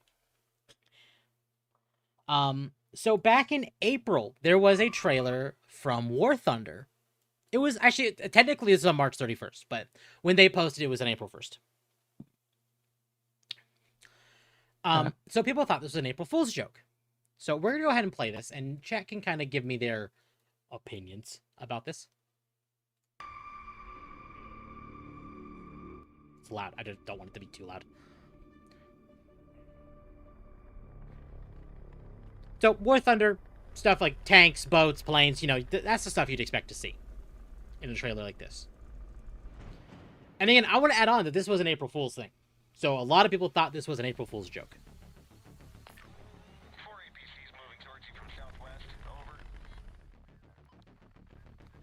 What do you think this is? I was gonna say a new more COD, but like that already exists. So what this was what people thought was an April Fool's joke of the War Thunder team teasing infantry being added to War Thunder. Infantry is essentially what you'd see in like Battlefield or Call of Duty, or stuff like that. And the fact that there were already, playable planes, playable boats, playable tanks, it basically kind of killed World of Tanks for some people, kind of killing World of Warships for some people. War Thunder has basically become the premier war game. Or like military war game for some people. So when this came out, people were like, oh, they're not going to do infantry. This has to be an April Fool's joke. Infantry, is basically... soldiers. All boots on the ground, guns, yeah. soldiers. That's what I thought. I was like, okay. So, just double checking. This is from a live stream. No, it's real. This is gameplay of actual playable infantry in War Thunder. Really? Yes. Interesting. Yeah. Now, what I'm hearing from other people that have actually played War Thunder is that this game, or that this is a separate game mode from dealing with tanks and planes and boats and other stuff like that, which is fair. I think having all of that might make things a little too chaotic, but having it as an option in a game like this is appreciated. It's nice. And War Thunder is free to play, by the way. And obviously, War Thunder is the game that several militaries hate. Yes, this is the game that is leaking all of those planes, boats, ships, leaks. schematics, and military secrets and stuff like that. Just because the community's that autistic. It's really funny. They leak all these schematics. They leak all these things. If you can get into these vehicles and drive around these vehicles, you could see just how true these schematics are. Yeah. And if they're actually used in game for interiors. If they do that, that would be hilarious. Oh. So this is fantastic, and I definitely... I said this to Victus on Twitter, because apparently Victus is also in a open, I think it's a closed beta, where they have an extraction shooter in development too, and he's been playing that.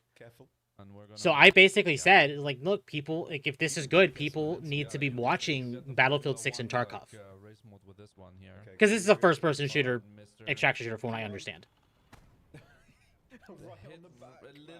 So the fact it's a free-to-play game, already, and if it turns out being good, and the fact that War Thunder is basically liked across the board, means this probably has a really good chance of being good.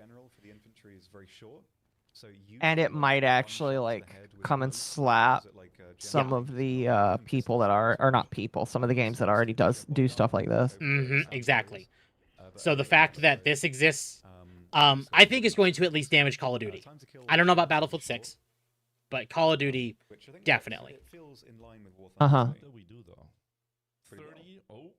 I'm a technical tester for both, but I can only talk about active matter. Yeah. So I don't know. This is cool. So if you were interested in getting to War Thunder, this interests you, but you don't know if you like the game yet. The game is out. It's been out for many, many years. But it is only the boats, planes, and ships and stuff like that you want to play. So if you want to try that, it is free to play on Steam. They have their own client, stuff like that. This is coming eventually. It is going into closed beta soon. This is War Thunder for people who do not know. In fact, I'm going to bring this up on Steam. Do I have Steam still open? I do. War Thunder. Sounded like you were gonna break into a song there. It kind of felt like that. So War Thunder is free to play. I have 2 friends that don't like it. Trium and okay. Obviously there's an absolute shitload of DLC. Over $1,500 worth of DLC on Steam. I'm sorry, how much? $1,500. Again, because it is a free to play game, you can just buy tanks. You can just buy your ships. You can buy your boats. Whatever. So, or you can earn it by playing. The DLC is just tanks. It's just like unlocks. Like you can unlock this now, or you could just play the game. Because it is a free to play game, I have no problem with them doing this because again, Warframe does the same thing. I'm not saying I have a problem with that. I just think that's like a lot of DLC. It's a lot of DLC, yeah. I mean, again, Warframe probably does similar, but holy shit, that's a lot of DLC. If they were actually stealing secrets, the government would shut them down. Here's proof it's not a secret. Yeah, no, yeah. Okay, I want to point this out. From what I understand, War Thunder, the dev team is not actively stealing secrets. Their community is autistic enough to go scouring for this information. So, right. So yeah, if you're interested in the game, it is free to play. If you kind of like stuff like this, World of Tanks, World of Warships, Call of Duty, Battlefield 6, hey, this is here. And I heard it's fantastic, so maybe I'll give it another shot. Yeah. I don't know, maybe we'll make a stream day of it. Maybe. Pretty sure Warframe is up there in cost if you were to buy everything. Yeah, exactly. Yeah. If you were to buy everything instead of grind for it, yeah. Yeah, exactly. And that's the same thing here. It's like if you were to buy everything instead of grind for it, yeah. Gaijin is not selling the secrets. The community is a bunch of actual soldiers who get into autistic fights and decide it's good to post these secrets in the forums. Yep. There's a reason War Thunder is both beloved and a meme. So, but that actually says something about the community. It's like when their community is so autistic to just get that into it, it says something. They are why I cannot play it. Also fair. Mm-hmm. Otherwise, chat, that's it. That's it? That is it. Let me double check just to be 100% certain. That's why I'm not starting a new round. Oh wait, no. We're ending on this. We are 100% ending on this. Yeah. I forgot about this. 6 days ago, almost a week ago, Team Cherry made an announcement. Oh right. We're getting DLC. We're getting a DLC for Silksong next year. So I already want to start guessing where this DLC. I already know where. Be. Oh, did they mention where it is? No. But I've been paying attention to the cut content of Silksong because a lot of Hollow Knight and a lot of Silksong, because Silksong was a lot of cut content from the base Hollow Knight. Well, duh. So there's more cut content here. What we assume, what I think this is probably going to be, and they kind of go and say, oh, 2026, free for all players. This is free. This is a free expansion for the game. Jeez. What I think this is in the original game, in the original version that we didn't get, there was an area called Farloom Bay. Farloom Bay is kind of connected to Biowater. All right. So that is probably where we are going. Some people have said that it might be near the Blast Steps as well. The Blasted Steps. A lot of people don't know this, but there's a way for you to skip all of Biowater. Yeah, there is.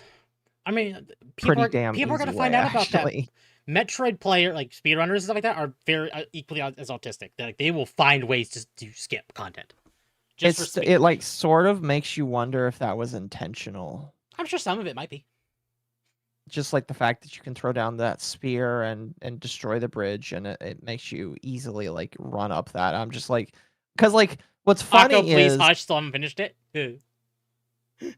Please be mindful of spoilers. Yes, we have people here who have not finished Silk Song. Please, no spoilers, including Occo. in like 3 months though. Magma is still playing it. Dylan has yet to play it. Please be respectful of those in chat, Occo. All right, fine. Thank you. I only mentioned Biowater because that is an area. I do not mention what is there. But this is not the only information of Hollow Knight we got. There was a holiday article from Team Cherry about this. Hiya everyone, with Hollow Knight Silksong's launch year coming to a close, we wanted to take a moment and share a peek at what we've been working on, what's available now, and what's coming in 2026. Firstly, and more importantly, we wanted to say a huge thank you to all the players who braved Silksong's distant and dangerous lands. That's over 7 million of you who've purchased the game, alongside millions more playing on Xbox Game Pass. It's a truly staggering number of players, more than we could have ever expected, enough to crash all the storefronts. Watching the community grow and seeing the amazing art, the mods, and unexpected strategies and the support between players through the game's challenges has been hugely rewarding for us here at home. Your continued enthusiasm remains a massive motivator as we work towards expanding the game even further. That first big expansion is already well underway. Check out the teaser below for a hint at what's coming up next. New areas, bosses, tools, and more. Hornet's adventures continue in our nautically themed expansion, coming free for all players next year. We'll keep further details a secret for now, but expect additional info shortly before Sea of Sorrow releases. Alongside Silksong's continued development, we haven't forgotten about its sibling, and today we're excited to announce that we're hard at work on an updated version of Hollow Knight for the Nintendo Switch 2. Hollow Knight's Nintendo Switch 2 edition incorporates all the updates and enhancements that Silksong received on the platform, high frame rate modes, higher resolutions, and many additional graphical effects. As with Silksong, players who own a copy of Hollow Knight on the Nintendo Switch will be able to download the new Switch 2 edition for free when it launches in 2026. In preparation for that release, we'll be updating all versions of the original game with current platforms, adding features and fixing bugs. PC players can experience many of those updates right now via the public beta branches on Steam and GOG, where they've just gone live. That includes a full 16:10 and 21:9 aspect ratio support for those of you with Steam Decks or ultrawide monitors. Check out the current list of fixes and improvements here, with more due to come before full release next year. And for the final surprise to celebrate Silksong's release, our talented mate Alex Colvin at Studio Tito and our friends at Fangamer have prepared an all-new series of minifigures depicting Hornet, her friends, and her rivals. We get a little flea! These stylish little cuties are available for pre-order right now, either individually or as a complete set. Jump over to Fangamer to check them out alongside other classy Silksong merch. Beyond Fangamer's excellent items, the Hollow Knight game's also popping up in various sales across the holiday break. Keep an eye out to grab a discounted copy, whether that's for a friend, a fan member, or for yourself. That's it.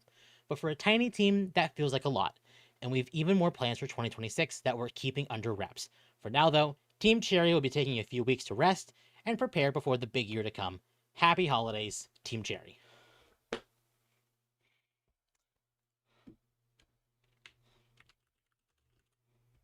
Cool stuff. So yeah, we're getting a new expansion, which again, we kind of figured. If I had to give a kind of guesstimate on when this is coming, I'm going to go with March or April. If we're following along the same release pattern of the first Hollow Knight, that's around... Actually... like what, 6-7 months ish.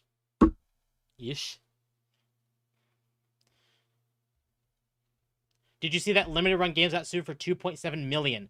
Yes. No, but I did see that people are finally getting their Sonic X Shadow Generations collector's editions from limited run, and they're awful. I did see that they're getting sued, and I'm okay with that. I think they should be sued. Indeed. And with that, chat, we are actually done with Dogwave now. Mercenary, thank you for the 5. Silksong crashed not only storefronts, it also crashed the DoorDash delivery app for most of the day until DoorDash could get its act together. Yeah, probably because the storefront and DoorDash are probably on the same. They're probably on the same thing. I have no idea. But what I do know is self-hosting. Indeed. Speaking of self-hosting. Oh fuck! Sorry, I'm just like trying to give myself a second burst so that I can get out of this chair in 5 minutes. I'm now self-hosting for Amal. She bought a hard drive, and now I'm backing up stuff for her. Hey, nice. Specifically just because she already has like her own stuff that she's saving, but I'm the backup basically. I'm doing it as like pseudo messing around with the idea, and pseudo there is somebody else that I want to host later that is even bigger. I want to host a real business. Not gonna say who, but like if I can actually back up some of the stuff that they want me to back up, I am gonna take on a contract to host a business's stuff. Mm-hmm. And that's exciting. Sorry, again, I'm trying to No, you're fine. Trying to think hard on something that like my brain has already loaded for the day because I had to come home.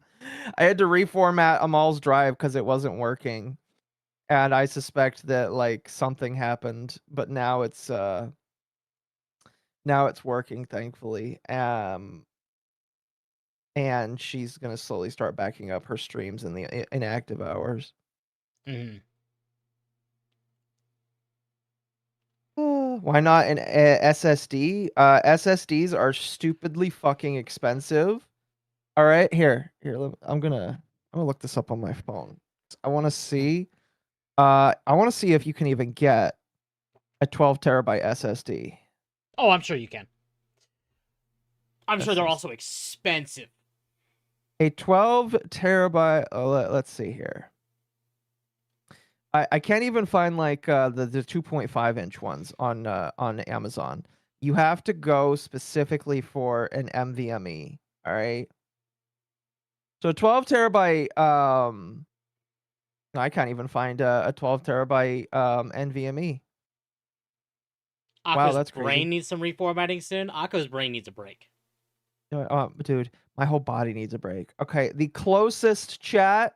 All right, I didn't buy it. Amal bought it. Because I told her I would host it if she paid for part of the cost, and she did.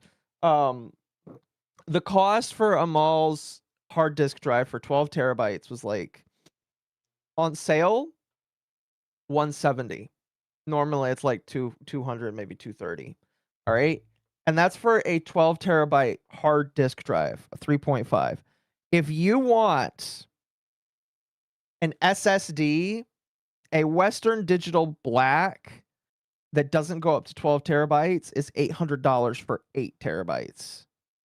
So, if you want to go, all right, if you want to go with an NVMe SSD, that's fine. I'm not paying $800 for 8 terabytes. All right, I will pay a couple $100 for 2 terabytes to plug into my computer for more games, but that's about it. Yeah. Otherwise, I mean, my PC has 6 terabytes in it, and fine.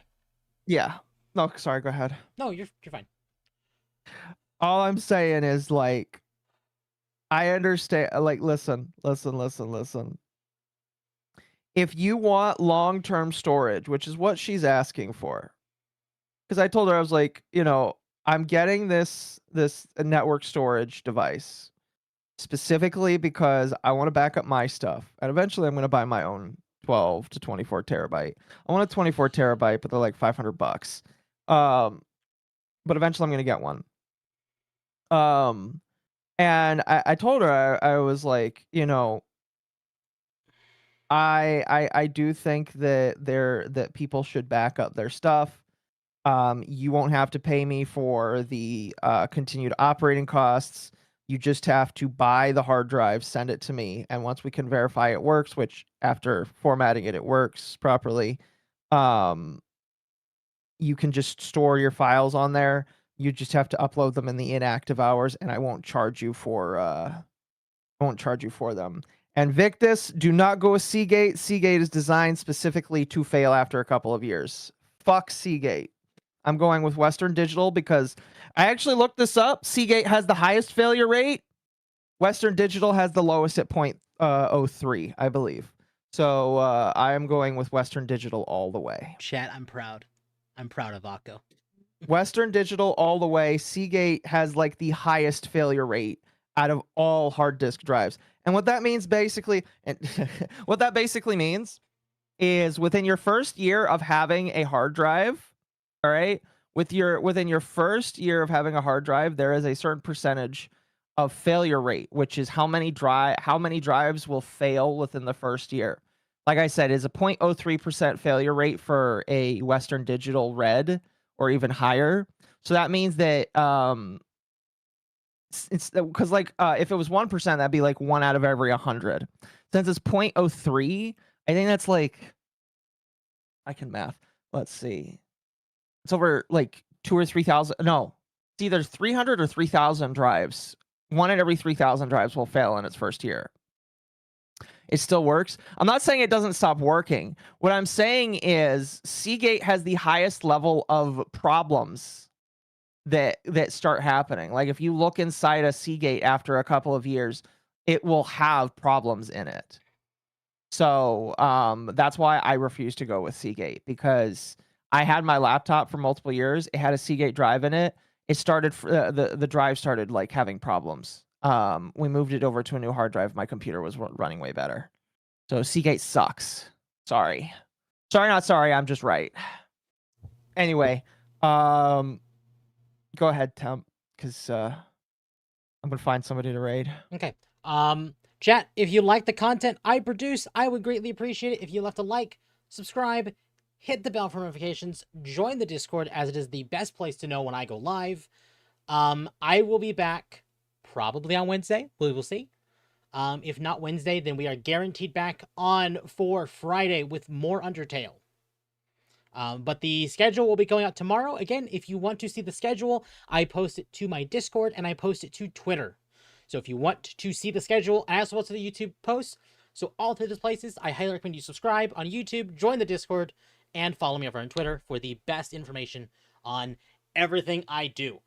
Otherwise, if the plans are going as correct, we'll be doing Final Fantasy XIV, starting a fresh campaign on Wednesday. That might end up being an all-day thing. If not, we'll do it that night. Friday is Undertale. Saturday is more Abiotic. We are actually getting really close to finishing Abiotic Factor. So me and Magma will need to find something new, or I'll just need to find something new myself. I don't know. And then Sunday is Dogwave. What about you, Occo? I might stream on Tuesday. We'll see. Dogwave, or not Dogwave. Hump Day on Tuesday. I think I have a lot of stuff I want to get done that day. Then I am streaming on Christmas Day. Depending on Wednesday night, whether or not I get my face cam, I will be doing a sponsored stream on either Tuesday or Wednesday. And then Thursday is, of course, Christmas. Mm-hmm. I'm not sure if Under the Tea is happening. I'll have to ask Mizu because it is Christmas. That might be the one time where we skip Under the Tea because it's on Christmas. And chat, when face cam? says... No. Listen, yeah. When face cam is in, it's going to be for the hands so that I can showcase what I'm opening. Because I have the I have the thing right here. I have not opened it. I took off the cellophane, but like I have not opened it. And I need the face cam in order to get that thing to work. You And will with still the- won't be seeing my face. So to give context for people who don't understand, this is so Occo can continue to use the model and have a hand cam. Uh-huh. Okay. Otherwise, I think I know. who do you want to raid? I'm giving people to Discordia. Okay, well we're gonna raid you all out to Discordia. Discordia is playing Arc Raiders. Nobody on Kick that I follow. Oh, I is streaming can't today. raid Discordia. Why? Discordia raid settings do not allow you to raid at this time. So no Discordia. Discordia might on Twitch? Twitch. I've raided Discordia in the past, so Mm-hmm. I don't know what's going on right now. All right, I'll try. I've done it. You're just Wait. not special enough. Clearly. All right. All right, chat. No Have a raid good tonight. night. You all have a good night, chat. See you on Wednesday for something.